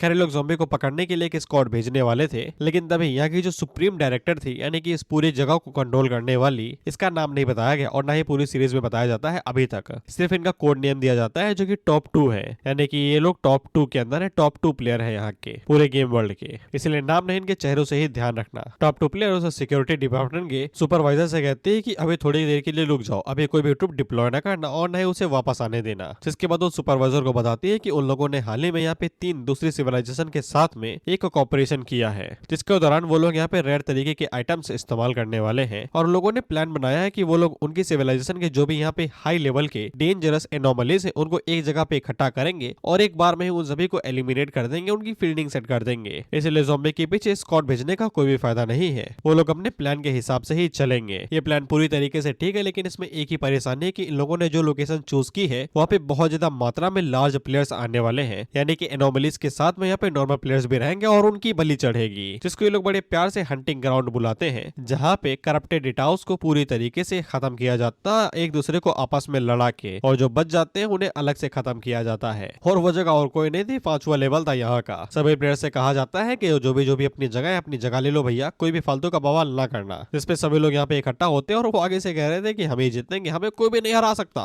वो पे 13 ज़ॉम्बी से दोबारा कहती है कि तुम्हें लो प्रोफाइल रहना है, कुछ भी हो जाए फालतू का बवाल ना करना। वो पे ज़ॉम्बी को यहाँ पे कुछ अजीब सा महसूस हो रहा था, वो 13 से कहता भी है कि तुम्हें कुछ अजीब सा फील नहीं हो रहा, लेकिन 13 को यहाँ पे कुछ भी अजीब सा फील नहीं हो रहा था। ज़ॉम्बी उसे बताता है कि ये एक्सप्लेन करना तो मुश्किल है, लेकिन उसे कुछ जाना महसाना सा फील हो रहा है भीड़ के अंदर से। जिसके बाद हम कुछ प्लेयर्स को देखते हैं जिनकी आंखें लाल हो गई थी, बेसिकली अब ये यहाँ पे ट्रांसफॉर्म होने वाले हैं। इसको तुम लोग इतना याद रखो क्योंकि हम लोग एक दूसरा चैप्टर एक्सप्लेन करने वाले हैं, ये स्पिन ऑफ स्टोरी है जहाँ पे हमें आगो की बैक स्टोरी दिखाई जाएगी। इसके बाद हम लोग आगो को देखते हैं जो कि अभी अपनी ह्यूमन फॉर्म के अंदर था, जो कि एक कन्वीनियंस स्टोर के अंदर काम कर रहा था और वहीं पे उसकी यहाँ पे सीनियर थे जो उससे कह रहे थे कि मदद करो भाई, देख क्या रहे हो। जिसके बाद वो यहाँ पे बॉक्स उठाता है और इधर उधर उन्हें शिफ्ट करता है। फिर इसके बाद आगो की सीनियर उसको चेहरे पे देखती है और उसे अपने साथ लेके जाती है और उसकी मरम पट्टी करने लगती है, क्योंकि उसे पता था कि यहाँ पे आगो को बुली किया जा रहा है। बुली किया जा रहा है, आगो को बुली किया जा रहा है। आगो जानबूझ के बुली हो रहा है ताकि उसे बुली करने वाले खुद न बुली होने लगे। खैर आगो की सीनियर यही बताते हैं कि ह्यूमन यहाँ पे अपने पास ही इविलनेस लेके पैदा होते हैं। उनके अंदर बुराई पहले से ही रहती है जो कि कमजोरों को बुली करते हैं और किसी रीजन की वजह से नहीं। वो कमजोरों को बुली करते हैं और ताकतवर से डरते हैं। इसलिए वो आगो से कहती है कि अगर वो थोड़ा सा टफ दिखाएगा तो वो लोग उसे परेशान नहीं करेंगे। खैर उसी टाइम पे उनका मैनेजर उनसे कहता है कि खेलना बंद करो, क्लाइंट यहाँ पे आ गया है। तब यहाँ पे क्लाइंट आ जाता है। खैर ये क्लाइंट नहीं था, ये बस एक ड्राइवर था जो कि यहाँ पे सामान पिकअप करने के लिए आया हुआ था। जिसके बाद वो एग्जाम्पल क्लाइंट को जाके दिखाएगा। इसलिए आगो की सीनियर आगे बढ़ती है और वो यहाँ पे सैंपल्स को ढूंढ के निकालने की कोशिश करने लगती है। और इसी बीच उनका जो मैनेजर था वो यहाँ पे सीनियर के नीचे से पिक्चर ले लेता है, वो भी बहुत ज्यादा गंदी। खैर आगो ये देख रहा था लेकिन वो कुछ कर नहीं पाता है और वो आगे से ये कहता है कि उसने कुछ भी नहीं देखा। जिसपे उसका मैनेजर उसका कॉलर पकड़ के कहता है कि अपने काम से काम रखो, ज्यादा बोलो नहीं। जिसके बाद वो ड्राइवर से कहता है कि इसको तुम वेयर हाउस लेके चले जाओ। फिर उस ड्राइवर को पहले से ही मैनेजर की हरकतों के बारे में पता था, तो यहाँ पे आगो से पहले ही बता देता है कि उसकी तरफ ना देखो, वो एक नंबर का हरामी मानुस है साला। वो अक्सर यहाँ पे यूनिवर्सिटी के स्टूडेंट्स को यहाँ पे हाई सैलरी देके बुला लेता है और उनके साथ उल्टी सीधी हरकतें करता है। तुम्हारे क्लासमेट खतरे में है और शायद से वो यहाँ पे बच के भी ना निकल पाए। लेकिन तब सिटी के अंदर आउटब्रेक हो जाता है और यहाँ पे सभी ज़ॉम्बी सिटी के अंदर घुस जाते हैं और इंसानों के ऊपर हमला करना शुरू कर देते हैं। तो सभी लोग अपनी जान बचा के इधर उधर भागने लगते हैं। लेकिन तभी आगो यहाँ से नीचे उतरता है और वो यहाँ पे स्टोर की तरफ जाने लगता है। ये कहते हैं कि वो अपना वॉलेट भूल गया है। जिस पे ड्राइवर उससे कहता है कि तुम्हें पैसों से ज्यादा अपनी जिंदगी की वैल्यू करनी चाहिए। जिसके बाद हम लोग आगो को सीधा स्टोर के अंदर जाता हुआ देखते हैं, जहाँ पे मैनेजर ने अपनी हरकतों के ऊपर इल्जाम देना शुरू कर दिया था। लेकिन वो कुछ कर पाता कि उससे पहले उसकी बॉडी के अंदर मॉडिफिकेशन होने लगता है और वो ज़ॉम्बी के अंदर बदलने लगता है। खैर इसके बाद हमें आगो की थोड़ी सी बैक स्टोरी दिखाई जाती है। जब वो यहाँ पे कन्वीनियंस स्टोर के अंदर काम कर रहा था, उसको यहाँ पे चीजों को समझने में दिक्कत हो रही थी, तो वो सामान उल्टा सीधा ला रहा था, गलत वाला ला रहा था। वहीं पे आगो की मदर उसे यहाँ पे कुछ भी उल्टा सीधा करने से मना करते हैं, ये कहते हुए कि उन्हें यहाँ पे बहुत ज्यादा मुश्किल से रहने को दिया जा रहा है। इसलिए वो सही कहते हैं कि बाहर लड़ाई वड़ाई ना करना, नहीं तो तुम्हारी असलियत सामने आ जाएगी और उन्हें कभी भी ये पता चलने न देना कि तुम असल में हो कौन। खैर इसके बाद हम लोग आगो को देखते हैं जो कि आगे से ट्रांसफॉर्म होता है, अपना स्पेशल चेन सो बाहर निकालता है और सामने से आने वाले जितने भी ज़ॉम्बी थे उन सभी को एक झटके के अंदर ही दो हिस्सों में काट गिराता है। फिर इसके बाद मैनेजर को देखते हैं जो अभी भी ट्रांसफॉर्म हो रहा था, कितना टाइम लेगा बे, हो जा जल्दी से। लेकिन तभी आगो उसके पीछे से टेलीपोर्टेशन मारता है और चेनसो का इस्तेमाल करते हुए उसके बीच से दो हिस्से कर देता है। जिसके बाद आगो के अंदर जो भी भड़ास भरी हुई थी, बोली से लेके मैनेजर के ताने, वो उन सभी को ज़ॉम्बीज के ऊपर निकाल रहा था और हंसता रहा था पागलों की तरीके। वहीं पे उसकी सीनियर ये देख के हैरान थे कि ये ज़ॉम्बी अचानक से दूसरे ज़ॉम्बीज को कैसे मारने लगा। लेकिन आगो को तो मजा आ रहा था, वो अपने में लगा हुआ था। खैर इसके बाद आगो एक मीट शॉप के पास जाता है जहाँ से वो सड़ा हुआ मीट मांगता है, बेसिकली खरीदता है। आगो दोबारा यहाँ पे अपनी ह्यूमन फॉर्म के अंदर आ गया था जो अभी सिर्फ 17 साल का ही है। वहीं पे शॉप ओनर को क्या ही दिक्कत थी, वो तुरंत यहाँ पे आगो को सड़ा हुआ मीट दे देता है। जिसके बाद आगो हम लोगों को बताता है कि वो इस साल के बाद में पूरी तरीके से एकदम जवान ज़ॉम्बी में बदल जाएगा। जिसके बाद वो बताता है कि सालों पहले यहाँ पे ज़ॉम्बीज की होड़ आ गई थी जिसने सिटी के ऊपर कब्जा कर दिया। इंसानों ने तुरंत अपनी जान बचाने के लिए कोना पकड़ लिया। जिसके बाद उन्होंने एकदम लंबी लंबी दीवारें खड़ी कर दी और उन लोगों के ऊपर अटैक करने लगे, महंगे महंगे और खतरनाक खतरनाक वेपन्स के साथ में। उन लोगों ने यहाँ पे एक मिलिट्री डिपार्टमेंट बनाया जहाँ के लोग बिल्कुल भी नॉर्मल नहीं थे, वो तो ज़ॉम्बीज से भी ज्यादा ब्रूटल थे। और 10 से कम सालों के अंदर ही उन लोगों ने जितने भी ज़ॉम्बीज थे उन्हें यहाँ पे खंडरों के अंदर भगा दिया। और इतना नहीं, ज़ॉम्बी को वो यहाँ पे इंजन की तरीके इस्तेमाल करने लगे बिजली बनाने के लिए। यहाँ तक कि वो ज़ॉम्बीज की बॉडी को बेचने भी लगे। यहाँ तक कि लोगों के मनोरंजन के लिए उन लोगों ने यहाँ पे ज़ॉम्बीज के जू भी बनाए जहाँ पे लोग जाके ज़ॉम्बीज को देखते हैं। और उनमें से कुछ को वो यहाँ पे इकोलॉजिकल प्रोटेक्शन का बहाना देके कुछ ज़ॉम्बीज को यहाँ पे खंडरों के अंदर भेज देते हैं। जिसके बाद हमें ज़ॉम्बीज की साइड बताई जाती है जो कि यहाँ पे झुंडों के अंदर रहते हैं और अलग अलग ट्राइब्स के अंदर रहते हैं। और वहीं पे ये सभी ज़ॉम्बीज यहाँ पे जिंदा रहने के लिए तेल पीते हैं और कचड़ा खाते हैं। और कई सालों तक इस तरीके से बद दिमाग ज़ॉम्बीज जो कि यहाँ पे इधर उधर टहला करते थे, फाइनली जाके एक ज़ॉम्बी गर्ल के अंदर सोचने की शक्ति आई। उसे ये समझ में नहीं आ रहा था कि इंसान इतने ज्यादा पावरफुल कैसे हैं और वो यहाँ पे सिविलाइजेशन बना के कैसे रह सकते हैं इस वर्ल्ड के अंदर। इसलिए उसने बिना को सोचे समझे यहाँ पे इंसानों की आदतों और उनकी लाइफस्टाइल को सीखना और वहाँ पे नकल करना शुरू कर दिया। दिन में 3 बार खाना, जल्दी सो जाना और सुबह जल्दी उठ जाना। और कई सालों की कड़ी मेहनत के बाद में उसे पता चला कि वो लोग यहाँ पे सिविलाइजेशन कैसे बना लेते हैं और कैसे सर्वाइव करते हैं। इसकी सिर्फ एक ही वजह है, क्योंकि वो यहाँ पे रिप्रोड्यूस कर पाते हैं, बेसिकली बच्चे पैदा कर पाते हैं। खैर बहुत ज्यादा गहरे सोच विचार के बाद में उसने ट्राई करना शुरू किया और फाइनली उसने यहाँ पे इंसानों की नकल कर ली और प्रेग्नेंट हो गई। और 10 महीनों के बाद में वो यहाँ पे आगू को जन्म देती है और उससे कहती है कि अब से तेरा नाम आगू। और ऑफ कोर्स इन दोनों की हरकतों की वजह से ये दोनों यहाँ पे ज़ॉम्बी समुदाय की रीति रिवाजों से मेल नहीं खा पाते थे, तो फिर इन्हें यहाँ पे पे समुदाय यानी कि ट्राइब से बाहर निकाल दिया गया। खैर इसके बाद आजो अपने घर की तरफ निकलता और मन के अंदर सोचता है कि वो अपनी मॉम से क्या कहेगा कि उसने काम के पहले ही दिन अपने बॉस को मार डाला। खैर इसके बाद आगो अपने घर पे जाता है तो उसकी मदर उसके लिए खाना बना रहे थे और उससे कहती है कि आओ बैठो और खा लो। और इसी के साथ ये स्पिन ऑफ स्टोरी खत्म होती है। ये मेन स्टोरी नहीं थी, ऑथर के पास कोई काम धंधा नहीं था तो उसने यहाँ पे आजो की बैक स्टोरी बना दी। जिसके बाद हम लोग मेन स्टोरी पे आते हैं जहाँ पे हमने छोड़ा था। खैर ज़ॉम्बी को जो भी सेंस हो रहा था अभी के लिए ऑथर उसे इग्नोर करता है, क्योंकि हम लोग देखते हैं कि फाइनल स्टेज शुरू हो जाती है जिसका नाम वर्ल्ड कोलैप्स था, यानी कि दुनिया का विनाश। हम लोग देखते हैं कि यहाँ पे जो भी चीजें ऊपर लटक रही थी वो धड़ाम धड़ाम से नीचे आके गिर रही थी, इसीलिए कई सारे प्लेयर्स यहाँ पे एलिमिनेट होते जा रहे थे। सिस्टम इन लोगों को बताता है कि प्लेयर्स आपको कुछ भी नहीं करना है, आपने कई सारे स्टेजेस पार की हैं, अब उन सभी को आपस में मिला दिया गया है जिससे ये final massive battle stage ready हुई है। प्लेयर्स को बहुत ज्यादा परेशानी हो रही थी क्योंकि एक तो सभी जगह यहाँ से मिट रही थी, कुछ उनके ऊपर आके गिर रहा था और जिसके ऊपर वो खड़े थे वो भी वहां से हट रहा था, इसीलिए कई सारे प्लेयर्स खटाखट एलिमिनेट होते जा रहे थे और कुछ तो यहाँ पे सर्वाइव करने की कोशिश कर रहे थे। सिस्टम उन लोगों को बताता है कि वो लोग जितनी देर तक यहाँ पे सर्वाइव करेंगे उतने ज्यादा उनके हाई स्कोर रहेंगे, यानी कि जो जितना लंबा टिकेगा उसे उतना ज्यादा हाई प्राइस मिलेगा, हाई स्कोर मिलेगा। जिसके बाद हम लोग ज़ॉम्बी और 13 को देखते हैं और ये भी अपनी जान बचा के भाग रहे थे और ज़ॉम्बी को तो समझ में नहीं आ रहा था कि ऐसा गेम बनाता है कौन है भाई कि गेम इसी तरह तुम्हारे ऊपर आगे गिरे। जिसपे 13 आगे से कहती है कि उसे घंटा नहीं पता, बस अपनी जान बचाते हुए भागो। खैर इसके बाद हम लोग जीलिंग को देखते हैं और उसकी नजर यहाँ पे ज़ॉम्बी के ऊपर पड़ जाती है और उसे समझ में आ जाता है कि किसी दूसरे ग्रुप ने उसे यहाँ पे भेज दिया होगा। वह जीलिंग के दोनों चेले थे, वो उससे पूछते हैं कि हम लोग ज़ॉम्बी से मिलने वाले हैं क्या, उससे ये भी पूछ लेंगे कि अर्थ सिविलाइजेशन के हाल चाल क्या है, लेकिन जीलिंग मना कर देती है ये कहते हुए कि अभी हम लोग उससे बिल्कुल भी नहीं मिलेंगे जब तक हम लोगों को इस गेम वर्ल्ड की असलियत के बारे में नहीं पता चल जाता है। पहलों के मुताबिक ज़िकाई ने ये दुनिया यहाँ पे किस वजह से बनाई है ये हमें भी नहीं बताया जाता, लेकिन इसे सिंपली यहाँ पे अर्थ को प्रोटेक्ट करने के लिए नहीं बनाया गया है, इसके पीछे कुछ और भी रीजन है। और पे वाले उन लोगों से कहता है कि तुम लोग मेरे बारे में बात कर रहे हो क्या, डिवाइन मैसेंजर के तौर पे मुझे यहाँ पे कई सारे थ्रोन्स के सीक्रेट्स के बारे में पता है और मेरे पास कई सारी जानकारी भी है। जिसके बाद हम लोगों को बताता है कि ज़िकाई को ये चीजें पता कैसे चली और उसने ये गेम वर्ल्ड कैसे बनाया। वेल हम लोगों को बताता है कि हजारों सालों पहले ज़िकाई को यूनिवर्स के एकदम गहराई के अंदर एक गेम कंट्रोल करने वाला आर्टिफैक्ट मिला था, जिससे ज़िकाई को बहुत ज्यादा पावर मिली, यानी कि उसी आर्टिफैक्ट के अंदर से, लेकिन आज तक उसने बताया नहीं कि इस आर्टिफैक्ट के पीछे क्या रीजन और क्या सीक्रेट है। और ये मुझे आर्टिफैक्ट नहीं लग रहा है, किसी तरह का कैप्सूल लग रहा है, बेसिकली सेफ्टी कैप्सूल। आगे ही पता चलेगा कि इसका क्या मतलब है, लेकिन ज़िकाई ने इसके बारे में कभी किसी को नहीं बताया। लेकिन वेलो ये देख के हैरान हो गया था कि ज़िकाई ने हजारों सालों पहले दुनिया को बचाने के लिए ये सब कुछ रेडी कर लिया था और अर्थ को बचाने के लिए वापस भी आया। खैर वेलो ने ये बात इन लोगों को बताई या फिर नहीं बताई मुझे घंटा नहीं पता, लेकिन वो आगे से ये जरूर बोलता है कि उन लोगों की डिवाइन एरा सिविलाइजेशन का सिर्फ एक ही मकसद है, जो कि यहाँ पे ज़ॉम्बी को पूरी तरीके से एलिमिनेट करना। हम इन दोनों को देखते हैं जिनमें से बनाना वाला आगे से कहता है कि ये क्या कह रहा है, ये लोग इस गेम के साथ ज़ॉम्बी को हराने के बारे में सोच रहे हैं क्या। इसमें नीचे वाला आगे से कहता है कि इनके हिसाब से तो ज़ॉम्बी यहाँ पे इस गेम को क्रैश मार देगा और मुझे जरा से भी हैरानी नहीं होगी। खैर इसके बाद हम लोग ज़ीलिंग को देखते हैं और उसे पता चल गया था कि यहाँ पे कई सारी मात्रा में एबनॉर्मल प्लेयर्स को भेजा जा रहा है, इसीलिए वो यहाँ पे अपनी साइकिक पावर को एक्टिवेट करती है, जिस वजह से उसे पता चलता है कि यहाँ पे कम से कम 30% ऐसे प्लेयर्स हैं जिनकी सोल यहाँ पे धीरे धीरे करके गायब हो रही है और डिस्ट्रॉय हो रही है और उनकी जो सेल्फ अवेयरनेस है यानी कि सोचने समझने की शक्ति वो भी गायब होती जा रही है और एक अजीब तरीके का म्यूटेशन उनकी बॉडी के अंदर होना शुरू हो गया है, जैसे कि ज़ॉम्बीज के तरीके वाला म्यूटेशन। जिसके बाद हम लोग देखते हैं कि वो इंसान यहाँ पे डेटा अनडेड के अंदर ट्रांसफर हो जाते हैं, यानी कि छोटे से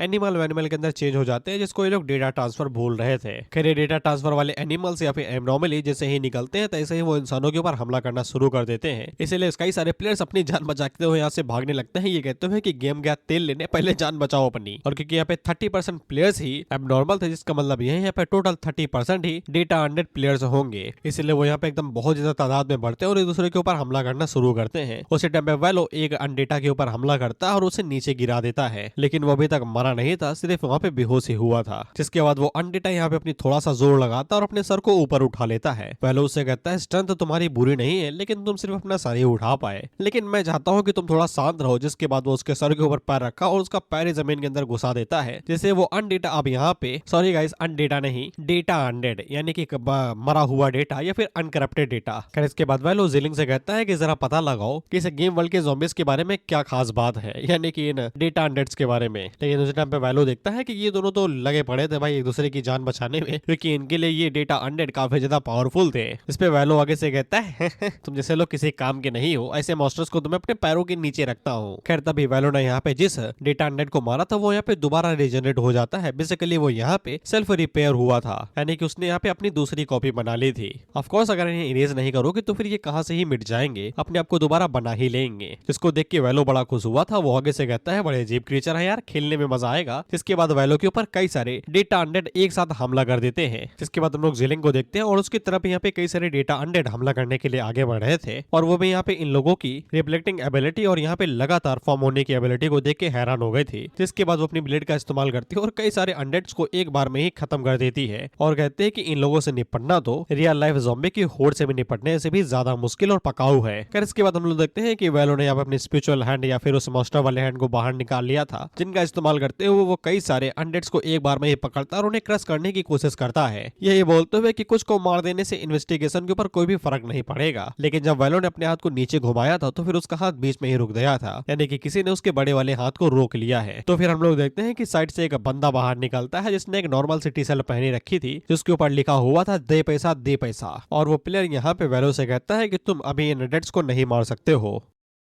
आखिरकार यहाँ पे सभी लोगों को इकट्ठा होना है, जिसके बाद वो सभी प्लेयर्स यहाँ पे इन्फेक्टेड बनेंगे। जिसके बाद इस पूरे एरिया को ही यहाँ पे क्लीनिंग एरिया बोल दिया जाएगा, जिसके बाद ये लोग उन्हें यहाँ पे पूरी तरीके से खत्म कर देंगे बिना किसी स्ट्रगल के। जिसके लिए बड़े प्यार से कहता है कि हमें माफ कर दो। वह लोग आगे से कहता है घंटा। जिसके बाद वो यहाँ पे अपने पंजे का इस्तेमाल करते हुए उस प्लेयर के ऊपर अटैक करता है, लेकिन उस प्लेयर को कुछ भी नहीं होता। वो यहाँ पे वैलो से कहता है कि तुम्हारे पास पावर बहुत ज्यादा कमाल की है, तुम पक्का अपनी सिविलाइजेशन के एक टॉप टायर पावर हाउस रहे होगे। जिसके बाद वो यहाँ पे गेम की दी गई हुई शॉट का इस्तेमाल करता है और वैले को हाथ को काट देता है, और वैलो से कहता है कि तुम्हारा लेवल इतना ज्यादा हाई नहीं है गेम वर्ल्ड के अंदर। और वो वैलो को बताता है लेकिन उसकी किस्मत खराब है कि यहाँ पे उसके पास जितने भी इंचैनमेंट्स हैं यहाँ पे उन सभी की पावर मिला के भी उससे ज्यादा है, और उससे भी ज्यादा बड़ी किस्मत खराब वैलो की इस बात को लेके है कि यहाँ पे ये प्लेयर पे टू विन प्लेयर है, यानी कि ये पैसे फूकता है गेम के अंदर जीतने के लिए। और हम लोग देखते हैं किसने भाई सच में बहुत ज्यादा पैसे फूके थे, मतलब होता नहीं एकदम तुम्हें कोई प्लेयर दिखाई देता है एकदम लदा हुआ सोने चांदी में, ये वैसा था। जिसका लेवल 91 था और ये टॉप 5 में आता है, जो कि मर्चेंट गिल्ड सिविलाइजेशन का सुप्रीम काउंसिल मेंबर है। और ये वैलो को बताता है कि ये गेम के अंदर पैसे अंधा फूकता है, और वो वैलो से पूछता है कि अब भी मुझसे फाइट करनी है क्या, जिसपे वैलो को किसी चीज से डर लगता है क्या। वो आगे से कहता है जीलिंग तुम जरा अपनी इन्वेस्टिगेशन जारी रखो, मैं इस आदमी के साथ थोड़ा बहुत खेल लेता हूँ। जिसके बाद हम लोग दोबारा मर्चेंट गिल्ड सिविलाइजेशन पे आ जाते हैं, जहाँ पे वो लोग सारे डेटा को प्रोसेस कर रहे थे। इन लोगों को पता चलता है कि कई सारे अनडेड डेटा यहाँ पे देखे गए हैं और करप्टेड डेटा नॉर्मल देखे जा रहे हैं, और साथ में ये भी पता चल जाता है कि 5th सीट का काउंसिल यानी कि वो प्लेयर अब फाइट करने लगा है।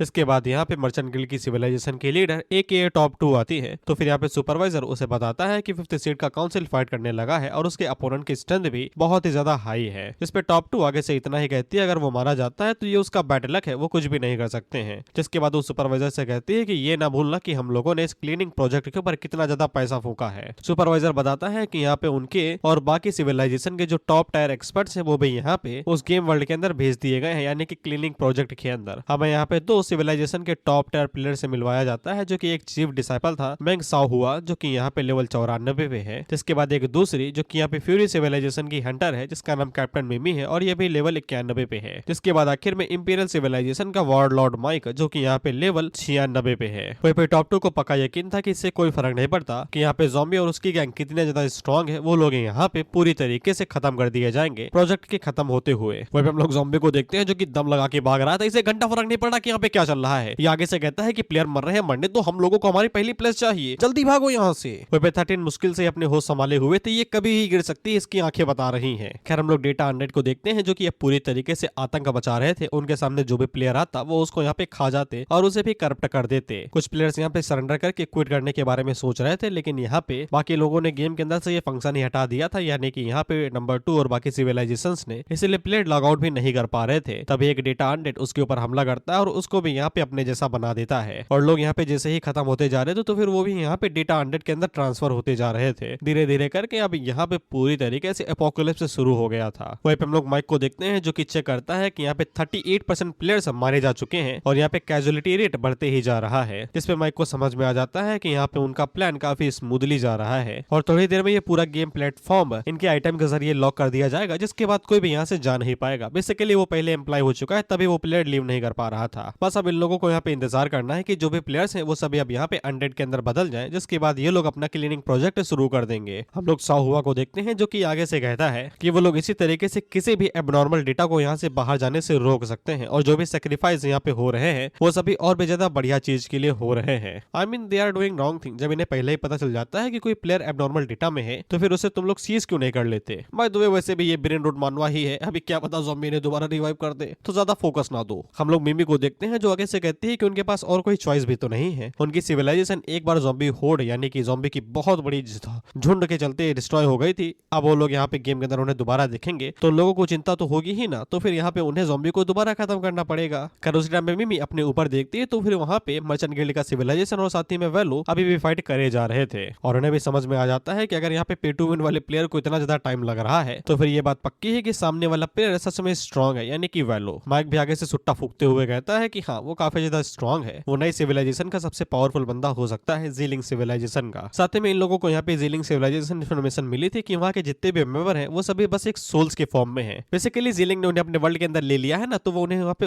तो उसने यहाँ पे इन लोगों को सोल के अंदर ट्रांसफर कर दिया। एनर्जी कम कंज्यूम होगी और ज्यादा लंबा टिकेंगे ये लोग, और वो सिर्फ फाइट करने के लिए अपनी फिजिकल फॉर्म लेते हैं। वहीं पे मिमी आगे से कहती है कि उन्हें भी यही लगता है कि उन लोगों की सिविलाइजेशन भी ज़ॉम्बी एपोकलिप्स से सफर की है, लेकिन इसके बावजूद वो उन्हें यहाँ पे जाने नहीं दे सकते हैं। खैर इसके बाद साहुआ खड़ा होता है और वो उन सभी लोगों से कहता है कि बातें करना बंद करो, जल्दी से यहाँ पे वैल्यू को ठिकाने लगाओ, क्योंकि अगर वैल्यू गलती से भी अनडेड के अंदर बदल गया तो फिर वो यहाँ पे और भी ज्यादा खतरनाक हो जाएगा और उसे टर्मिनेट करना बहुत ही ज्यादा मुश्किल। जिसके बाद वो उन दोनों से कहता है कि चलो वैल्यू को ठिकाने लगाते हैं, जिसके लिए ये दोनों मान गए थे, इन्हें कोई भी दिक्कत नहीं थी। जिसके बाद हम लोग पे टू विन प्लेयर को देखते हैं जिससे अब यहाँ पे काफी ज्यादा परेशानी का सामना करना पड़ रहा था वैल्यू से निपटने में। और फिर वो मन के अंदर सोचता है कि उसने बस छोटे से टाइम के अंदर यहाँ पे 27 हाई टायर के डिफेंसिव आइटम्स का इस्तेमाल किया है अपनी जान बचाने के लिए और 63 रिकवरी आइटम्स का यानी एनर्जी दोबारा स्टोर करने के लिए, यानी कि वैल्यू ने उसको यहाँ पे छठी का दूध याद दिला दिया है। लेकिन तभी ये प्लेयर आगे से कहता है कोई बात नहीं है, जिसके बाद अपने पास से एक बहुत बड़ा क्रिस्टल बाहर निकालता है और उसे तोड़ देता है और वैल्यू से कहता है कि ऐसा आइटम उसके पास यहाँ पे पूरे की पूरे 8000 पड़े हुए हैं। दादर दादा।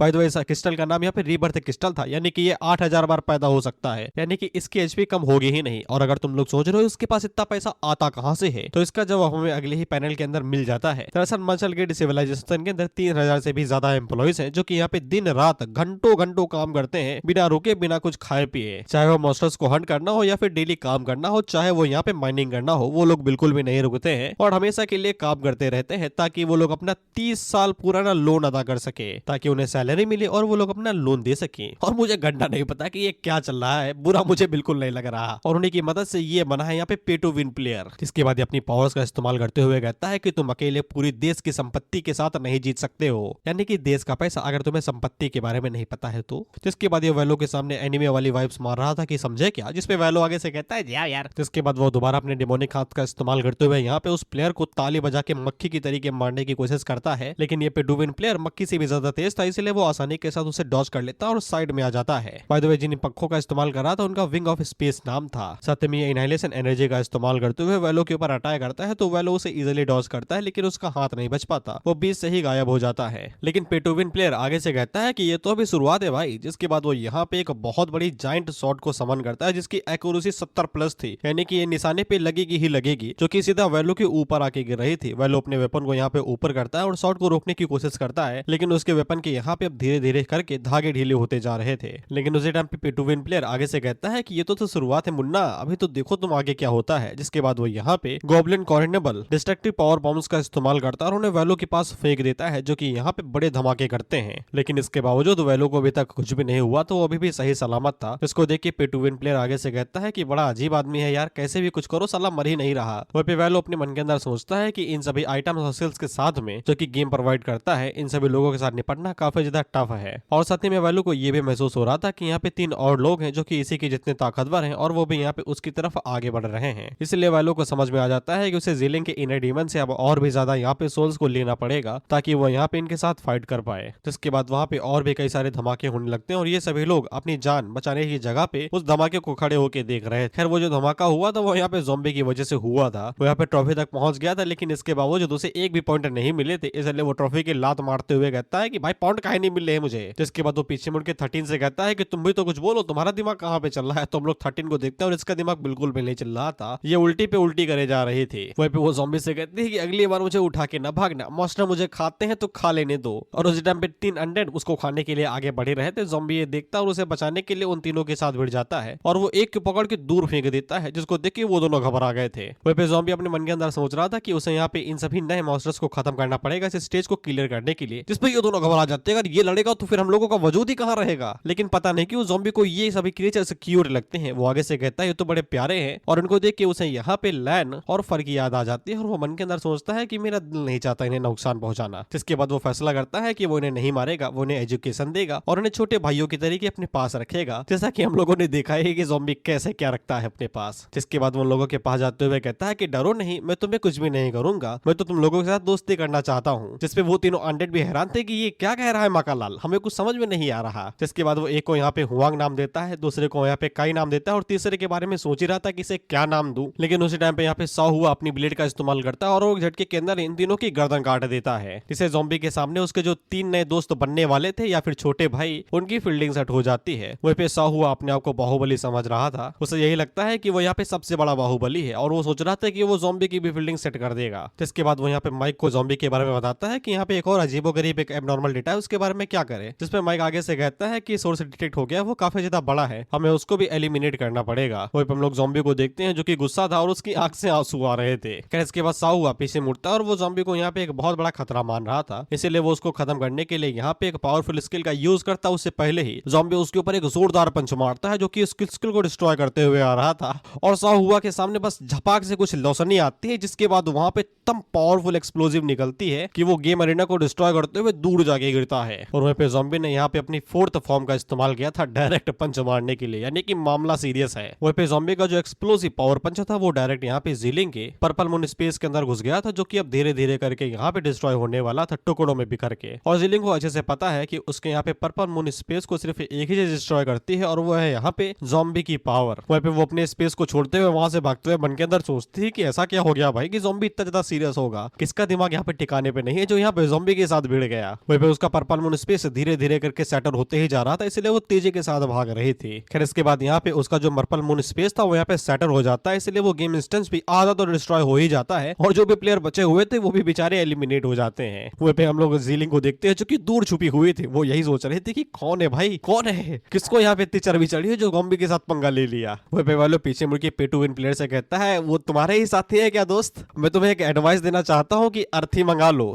3, क्योंकि वो जिंदा तो नहीं बचने वाले। और वो मन के अंदर सोचता है कि अब वो थोड़ा सा रिलैक्स कर सकता है। वहीं पे पे टू विन प्लेयर भी एकदम शांत था, उसे समझ में आ गया था कि मामला सीरियस हो चुका है, खतरे का आवाज हो गया है इसको, क्योंकि ज़ॉम्बी ने जो पंच मारा था उसके अंदर उसने कोई भी स्किल कोई भी आइटम यूज नहीं किया, वो ज़ॉम्बी की रॉ स्ट्रेंथ यानी कि खाली ताकत। और यही बात पे टू विन प्लेयर को हजम नहीं हो रही थी कि ऐसा कैसे हो सकता है। खैर इसके बाद हम लोग साओ हुआ को देखते हैं जो उसका यहाँ पे लाइफ प्रोटेक्टिव तलिस्मा था वो यहाँ पे एक्टिवेट हो गया था बस ज़ॉम्बी की एक ही पंच से, और यही बात उसे हजम नहीं हो रही थी। वो पे ज़ॉम्बी आगे बढ़ते हुए कहता है कि चलो इतना सोचा था उससे ज्यादा मजबूत हो, कम से कम तुम्हें मार के मुझे सेटिस्फेक्शन तो मिल ही जाएगी। वहीं पे हम लोग साओ हुआ को देखते हैं और इसे खतरे का आभास नहीं हुआ था, वैसा यही लग रहा था कि ज़ॉम्बी बस थोड़ा सा ज्यादा पावरफुल है एबनॉर्मल डेटा से, इसलिए उन लोगों को यहाँ पे हैवी अटैक करके उसका खेल खत्म करना पड़ेगा। जिसके बाद वो यहाँ पे अपनी सेटेड शॉर्ट क्लोन का इस्तेमाल करता है और यहाँ पे ज़ॉम्बी से कहता है दम है तो इसका यहाँ पे अटैक झेल के दिखाओ तो फिर मैं तुम्हें मानूंगा। दरअसल ये शॉर्ट्स अपने कई सारे क्लोन बना सकती है, इसलिए वो अपने कई सारे क्लोन्स बनाते हुए ज़ॉम्बी की तरफ आगे बढ़े थे, लेकिन ज़ॉम्बी यहाँ पे बस कराटे कुंफू मारते हुए उन सभी क्लोन्स को डिस्ट्रॉय कर दे रहा था। जिसके बाद वो यहाँ पे असली शॉर्ट को भी पकड़ लेता है और पलक झपकते ही साओ हुआ के पास पहुंचता है और उसके ऊपर स्लैश मारता है। वह ज़ॉम्बी ने पूरी दम लगा दी थी, साओ हुआ तो हटके अपनी जान बचा लेता है, लेकिन शॉर्ट खुद को नहीं बचा पाते, एक ब्लो के अंदर ही उसके यहाँ पे 2 टुकड़े हो जाते हैं। ज़ॉम्बी आगे से कहता है एकदम 2 क्वालिटी का माल है, अच्छा क्वालिटी इस्तेमाल किया करो। वह साओ हुआ काफी ज्यादा परेशान था, अब उसकी यहाँ पे शॉर्ट भी गई। वह ज़ॉम्बी शॉर्ट को फेंकते हुए उससे कहता है भागो नहीं, अभी तो हम लोगों ने फाइट भी नहीं शुरू की है। साइड से मिमी आती है जो कि ज़ॉम्बी से कहती है कि मुझसे फाइट करो ना। जिसके बाद वो यहाँ पे ज़ॉम्बी के हाथ को पकड़ते और अपनी पूंछ का इस्तेमाल करते हुए ज़ॉम्बी को नीचे गिरा देती है और धड़ाम से उसे दीवार में पटकती है। जिसके बाद वो अपने पंजे का इस्तेमाल करते हुए लगातार स्क्रैच मारते रहती है और वो ज़ॉम्बी को यहाँ पे संभलने का भी मौका नहीं दे रही थी। जिसके बाद वो लास्टली यहाँ पे अपनी रॉर का इस्तेमाल करते हुए एक जोर की चीख मारती है, इससे नीचे का जो बचा कुचा प्लेटफॉर्म था वो भी डिस्ट्रॉय हो जाता है। वहीं पे मिमी को ऐसा लग रहा था कि उसने यहाँ पे ज़ॉम्बी को हरा दिया, ज़ॉम्बी इतना ज्यादा कमजोर है कि वह पे फाइट बैक ही नहीं कर पाया। तभी पीछे से ज़ॉम्बी बाहर निकलता है जो कि सीधा उसकी गुद्दी ही पकड़ लेता है, ये कहते हुए कि तुम एकदम शैतान बिल्ली हो। ऐसा कहा जाता है अगर बिल्लियों को उनकी गर्दन से पकड़ लो तो वो हिलना बंद कर देती हैं। हाँ वो पक्का सही बात है, बेसिकली हम उनको रिलैक्स स्टेट में डाल देते हैं। अक्सर देखा होगा कि बिल्ली और कुत्तों को यहाँ पे उनकी मदर जो होती है उनको गर्दन से ही पकड़ती है, जिससे वो रिलैक्स स्टेट में चले जाते हैं। खैर मिमी के साथ भी यही हो रहा था, वो बेचारी कांप गई थी, हिल भी नहीं पा रही थी। ये रिलैक्स स्टेट में नहीं थी, ये घबराई हुई स्टेट में थी। उसी टाइम पे हम लोग देखते हैं कि माइक अपनी गोला बारूद का इस्तेमाल करते हुए ज़ॉम्बी के ऊपर निशाना लगाता है और उसके ऊपर अपनी बजूका बम से छोड़ देता है अंधाधुन गोलियां बारूद और एनर्जी ब्लास्ट, जिसका नाम दी एम्पायर्स हीट था। हीट ब्लास्ट सीधा ज़ॉम्बी से ही जा टकराता और वहां पे दोबारा धमाका होता है, लेकिन ज़ॉम्बी को खरोच तक नहीं आती, जिसको देख के माइक भी हैरान था कि ये साला किस मिट्टी का बनाए हुए। वहीं पे ज़ॉम्बी ने पूरी हीट ब्लास्ट ब्लास्ट को अपने हाथ से ही ब्लॉक कर लिया था।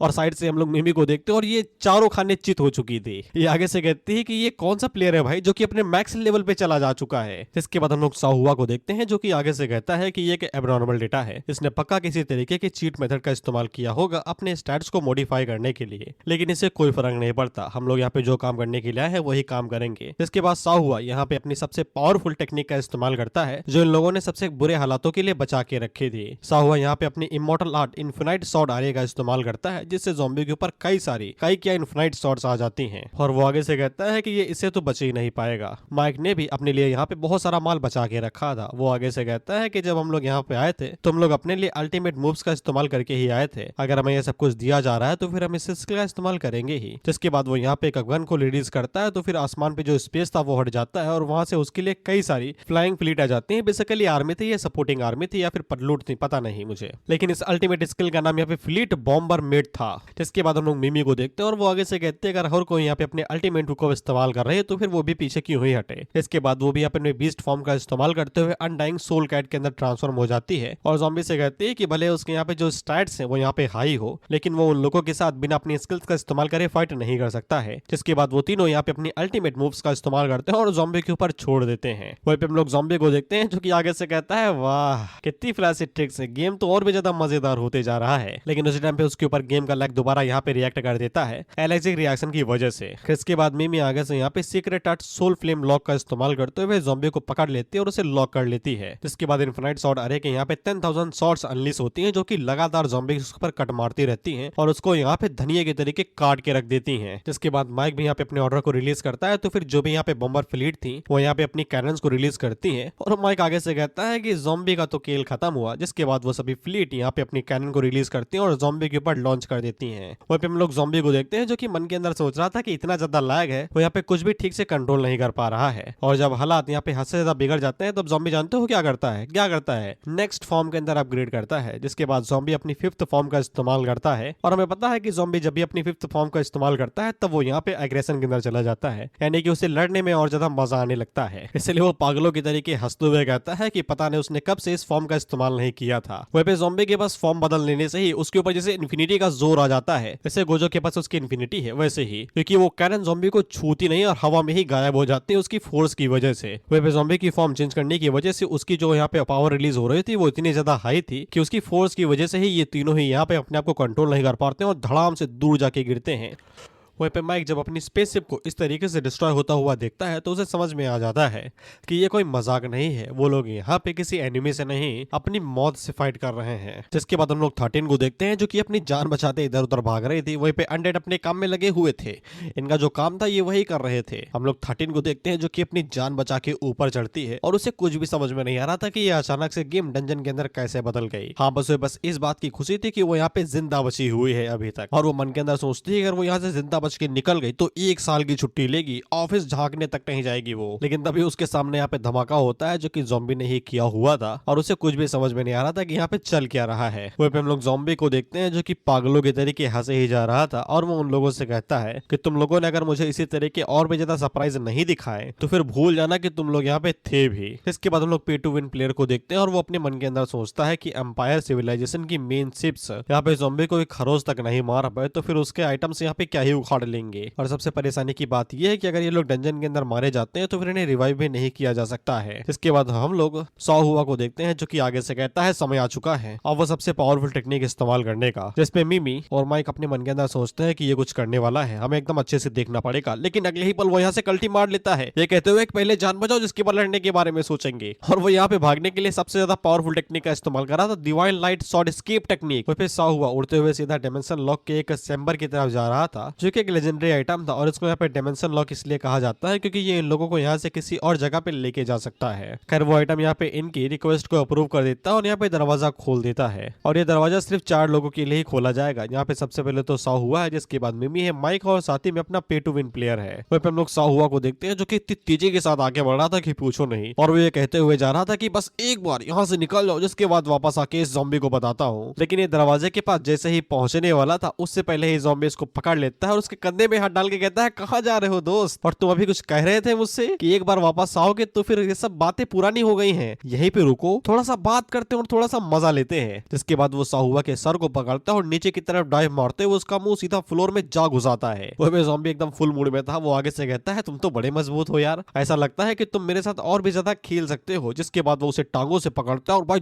जो उठा उठा के पटकता है। हमें साहुआ की शकल दिखाई जाती है तो पता चलता है कि बंदे का भाई माथा हिल गया है। वहीं पे ज़ॉम्बी अभी भी नहीं रुक रहा, वो उसे अभी भी उठा उठा के पटक रहा है। वहीं पे ज़ॉम्बी देखता है कि ये तो अभी भी जिंदा है, वन पीस में है, जिसको देख के उसे और भी ज्यादा मजा आ जाता है। जिसके बाद वो उसे और भी ज्यादा बेदर्दी के साथ उठा उठा के पटकने लगता है। भाई जब ज़ॉम्बी यहाँ पे साहुआ को धोबी पछाड़ दे रहा था उसी टाइम पे वो तीनों यहाँ से कट लेते हैं डायमेंशन लॉक के अंदर। इन लोगों ने छोड़ दिया साहुआ को पीछे, इन्हें घंटा फर्क नहीं पड़ता। वहीं पे ज़ॉम्बी साहुआ से कहते हैं कि देखो तुम्हारे दोस्त तुम्हें छोड़ के चले गए, आजकल के लोगों के अंदर बिल्कुल भी मोरल से नहीं है, यानी कि इंसानियत नहीं है। जिसके बाद वो यहाँ पे कहता है कि मैं जरा उन तीनों को लेके आता हूँ, जिसके बाद हम पांचों मिलके पोसंपा भाई पोसंपा खेलेंगे। वहीं पे हम लोग मिमी, माइक और पेटूविन प्लेयर को देखते हैं जो कि आगे से कहते हैं दरवाजा बंद करो, वो आ रहा है, दरवाजा बंद करो। मिमी आगे से कहती है बंद कर रही हो, बंद कर रही हो। इसके बाद वो लोग एकदम जल्दी जल्दी से अपनी उंगलियां चरा रहे थे, पासवर्ड ऐसा डाल के यहाँ से निकलना चाहते थे। बस ये दोबारा आना नहीं चाहते यहाँ पे, बस निकलना चाहते हैं। लेकिन उस टाइम पे मिमी देखती है कि ज़ॉम्बी उसकी तरफ उड़ते हुए आ रहा है, जो कि कह रहा था कि भागो नहीं, अभी तो और भी खेलना है। इससे मिमी की रूह कांप जाती है और वो लोगों से कहती है दरवाजा बंद करने में मदद करो यार पहले। जिसके बाद वो दरवाजे को पकड़ते और बंद करते हुए कहते हैं कि ना हो भाई ना हो, तुम्हारी जरूरत नहीं यहाँ पे। और किस्मत से ज़ॉम्बी के पहुंचने से पहले उनका दरवाजा यहाँ पे बंद हो जाता है और ये लोग यहाँ से कल्टी भी मार लेते हैं उस आइटम के साथ में। हालांकि इन लोगों का जो बीपी था वो इतने समय उछाले मार रहा था, ये लोग जिंदा लाश बन चुके थे। इन्हें चैन की सांस आ रही थी अब धीरे धीरे करके कि ये लोग सर्वाइव कर गए। खैर इसके बाद यहाँ पे गेम खत्म हो जाता है, यानी कि इनका मिशन। जिसके बाद यहाँ पे जो चारों सिविलाइजेशन थे उनके गेट खुल जाते हैं, यही से ये लोग अपनी सिविलाइजेशन के लिए जा सकते हैं। इंपीरियल सिविलाइजेशन के जो टॉप प्लेयर थे यानी कि वहाँ के लीडर, वो माइक से कहते हैं कि तुमने अपना मिशन फेल कर दिया है और बिना किसी अथॉरिटाइजेशन को बताए हुए तुम वापस आना चाहते हो, उसका क्या मतलब है। जिसके बाद हमें empire of the empire civilization की क्वीन से या फिर मालिक से मिलवाया जाता है, जो कि सीजी थी। इसका नाम सीजी है और पता नहीं इसके ऊपर से क्या क्या तारे गए हुए हैं, मतलब साईफाई टाइप में है ये। वही भी वो माइक से कहती है कि तुमने हमारी बेइज्जती करा दी है, मुझे एक रीजन दो जिससे मैं तुम्हें एग्जीक्यूट ना करूं। तुम्हारे पास 3 मिनट है, जल्दी से जवाब दो। माइक आगे जवाब दे पाता उससे पहले यहाँ पे मिमी की साइड से भी वही जवाब आता है जो कि यहाँ पे सीजी ने बोला था। वहाँ का जो सुप्रीम लीडर था वो आगे से कहता है कि ये ऑपरेशन यहाँ पे मर्चेंट गिल्ड सिविलाइजेशन के साथ होना था और कई सारी सिविलाइजेशन भी इसके साथ ही थी, लेकिन तुम लोग एक साथ भाग के आए हो, इसका मतलब यह है कि कुछ तो हुआ है। जिसके बाद वो यहाँ पे मिमी से उसकी एक्सप्लेनेशन मांगता है। हमें पता चलता है कि ये फ्यूरी सिविलाइजेशन का हेड है जिसका नाम वैंग काई है। साथ ही में वैंग काई यहाँ पे मर्चेंट सिविलाइजेशन की लीडर यानी कि टॉप 2 से कहता है कि जो भी लॉस हुए हैं वो तो तुमने अभी तक कैलकुलेट ही कर लिए होंगे, तुम्हारा यही तो काम है। इसके बाद हम लोग टॉप 2 को देखते हैं जो कि P2 प्लेयर से कह रहे थे कि तुम्हें पता भी है कि हमें कितना ज्यादा नुकसान हुआ है। हालांकि टॉप 2 को पहले ही पता चल चुका था कि वहाँ पे एक अजीब सा एबनॉर्मल पावरफुल डेटा आ गया था, जिसके लिए उन लोगों को अपनी जान बचा के भागना पड़ा क्योंकि वो लोग उसे इरेज ही नहीं कर सकते थे। जिसपे P2 प्लेयर आगे से कहता है कि हाँ वो मॉन्स्टर इतना ज्यादा भयानक था कि हम लोग पैंट में हक दिए थे। बताने में शर्म आ रही है लेकिन फिर भी हक दिए थे हम। उसकी स्ट्रेंथ हमारी उम्मीदों से कई गुना ज्यादा आगे बढ़ चुकी थी। मिमी भी आगे से ये कहती है कि उसे तो यही लग रहा था कि वो दिन में सपना देख रहे हुए, वो भी भयानक सपना। माइक आगे से कहता है कि उन लोगों ने जैसे ही डायमेंशनल लॉक को एक्टिवेट किया तो वो लोग तुरंत वहां से भाग गए और उस मॉन्स्टर को उसी गेम के अंदर लॉक कर दिया, यानी कि डंजन के अंदर। इन तीनों की सिविलाइजेशन को तो हम लोगों ने देख लिया, लेकिन साहुआ की सिविलाइजेशन का क्या। इसलिए वहां का जो हेड था वो आगे से कहता है मेरा चेला कहाँ पे है, बताओगे तुम लोग। जिसके बाद हम लोग यहाँ पे नाइट एरेंट सिविलाइजेशन के मास्टर को देखते हैं जिसका नाम बाइमो दासी था,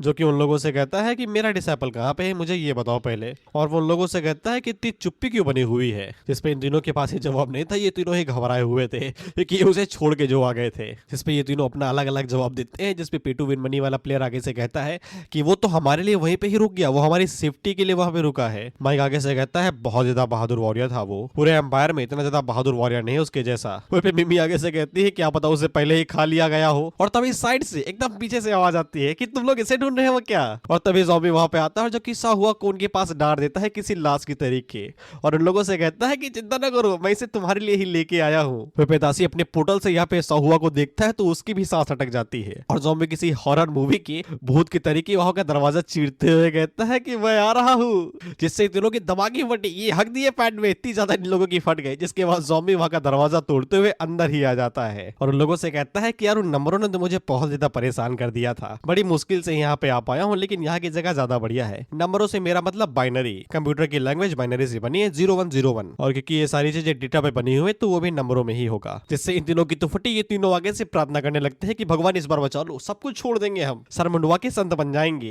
वो पीसीजी आगे से कहती है कि तुम डंजन स्पेस को तोड़ के आए हो, डेटा और केओस को यहाँ पे झेल के आए हो, ऐसी फिजिकल बॉडी होना नामुमकिन है। लेकिन वैंग कई समझदार था, वो आगे से कहता है कि जल्दी से डायमेंशनल लॉक को बंद करो, हम इसे बिल्कुल भी यहाँ पे अपनी लॉगिन स्पेस के अंदर कुछ भी करने नहीं दे सकते हैं। जिस पे दासे भी आगे से यही कहता है कि अगर ये यहाँ पे डायमेंशनल लॉक के अंदर घुस सकता है तो ये कहीं भी घुस सकता है, जल्दी से सिस्टम डेटा का इस्तेमाल करो इसे डिलीट करने के लिए और इसे हमेशा के लिए मिटा दो। स्पीड नंबर 2 आगे से कहती है कि तुम लोग जब ये बकवास पेड़ ले हो तो मैं ये पहले ही सब कुछ सोच चुकी थी, और वो तुरंत यहाँ पे काम को चालू भी कर देती है और डायमेंशन लॉक के अंदर जो भी डेटा था उसे यहाँ पे डिलीट करना शुरू कर दिया जाता है, जिसमें इन तीनों की भी बलि चढ़ने वाली थी।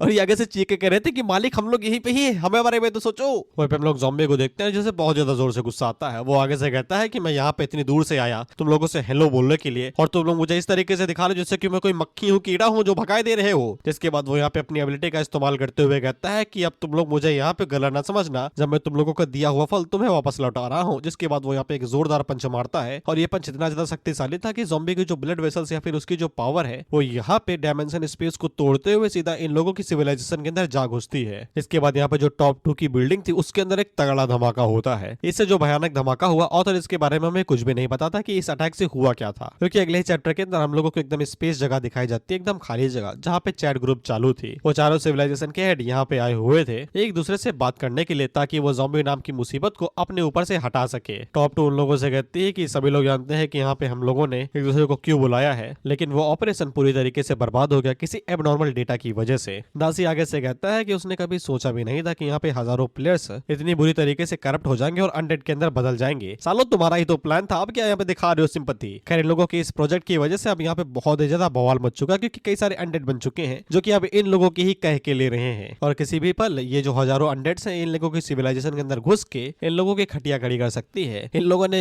वही चीज बोली है, ये लकड़ी क्यों पड़ी है झाड़ में, आजा घुस जा मेरी, वही चीज इनके साथ हो रही है। और साथ में इन लोगों के जो टॉप 4 प्लेयर्स थे वो भी यहाँ पे सेक्रीफाइस हो गए। अगर उन्हें रिवाइव भी कर लिया जाए तो वो यहाँ पे अपनी पूरी स्ट्रेंथ को रिकवर नहीं कर पाएंगे, यानी कि एकदम नॉर्मल से प्लेयर रहेंगे। अब टॉप टायर तो भूल ही जाओ। तब वैंग का सबसे जरूरी चीज बताता है कि वो मिस्टीरियस एब्नॉर्मल डेटा यानी कि ज़ॉम्बी इतना ज्यादा पावरफुल है कि उसने यहाँ पे इन लोगों के टॉप टायर प्लेयर्स के साथ में डेटा वर्ड से होते हुए यानी कि उसको तोड़ के यहाँ पे डायरेक्ट इन लोगों की लॉगिंग लॉबी को डिस्ट्रॉय कर दिया, जिससे इन लोगों को बहुत ज्यादा भारी नुकसान हुआ है। और इसीलिए ज़ॉम्बी की जो पावर लेवल है उसको यहाँ पे बिल्कुल भी हल्के में नहीं लिया जा सकता है। वहीं पे लोग टॉप 2 को देखते हैं जो कि रो रही थी, जिसपे दासी उससे कहता है रो लो, मेरा डिसाइपल में यहाँ पे बहुत ज्यादा बुरी तरीके से मार खाया है। वैंग का भी आगे से कहता है मुझे पता है कि तुम्हें अपने सबऑर्डिनेट की कितनी ज्यादा चिंता है। सीजी भी आगे से कहती है मुझे पता है कि तुम कैसा फील कर रही हो। जिसपे टॉप 2 आगे से रोते हुए कहती है कि हरामी ने मेरी बिल्डिंग उड़ा दी, जहाँ पे सारा माल रखा हुआ था, सारी इन्वेस्टमेंट मेरी खराब हो गई, सारा पैसा चला गया, मेरा जितने पर्सनल एसेट थे वो गए, मुझे बचना चाहिए,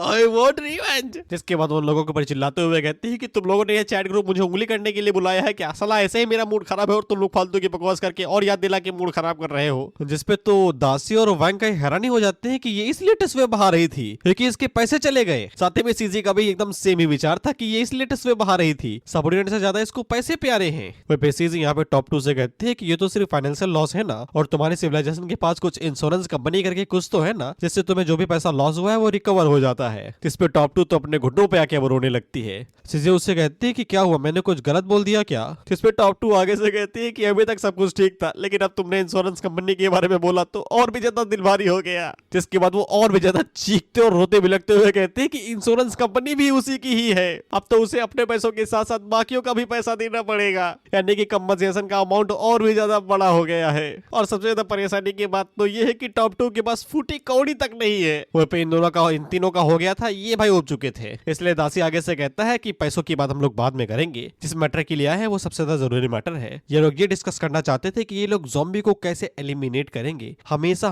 के लिए, ताकि इनकी धरती के ऊपर शांति बनी रहे। और इसी के साथ ये वीडियो यहीं पे ही खत्म होता है। इसके आगे के भी कई सारे चैप्टर्स हैं, बेसिकली 2 चैप्टर और हैं। मैं उन्हें एक्सप्लेन नहीं करूंगा क्योंकि सीरीज बीच में ही खत्म हो जाती है। जहाँ पे ज़ॉम्बी फाइट होने वाली होती है तो तुम्हें मजा नहीं आएगा। वेट करो 2-3 हफ्तों का, 1 घंटे की वीडियो बन जाएगी, अपलोड कर दूंगा। मुझे कौन सा एडिट करना है। खैर अभी के लिए इतना ही, बाय बाय और हैप्पी न्यू ईयर तुम लोगों को। उम्मीद करता हूँ कि तुम्हारा ये साल भी बढ़िया जाए। मेरा तो इस साल का एक ही गोल है जो पिछले साल भी था, कि हाथों का उपयोग थोड़ा सा कम करूं। नहीं समझ में आया, बच्चे हो तुम, अभी जाओ और जाके बारहवीं देखो। Bye bye.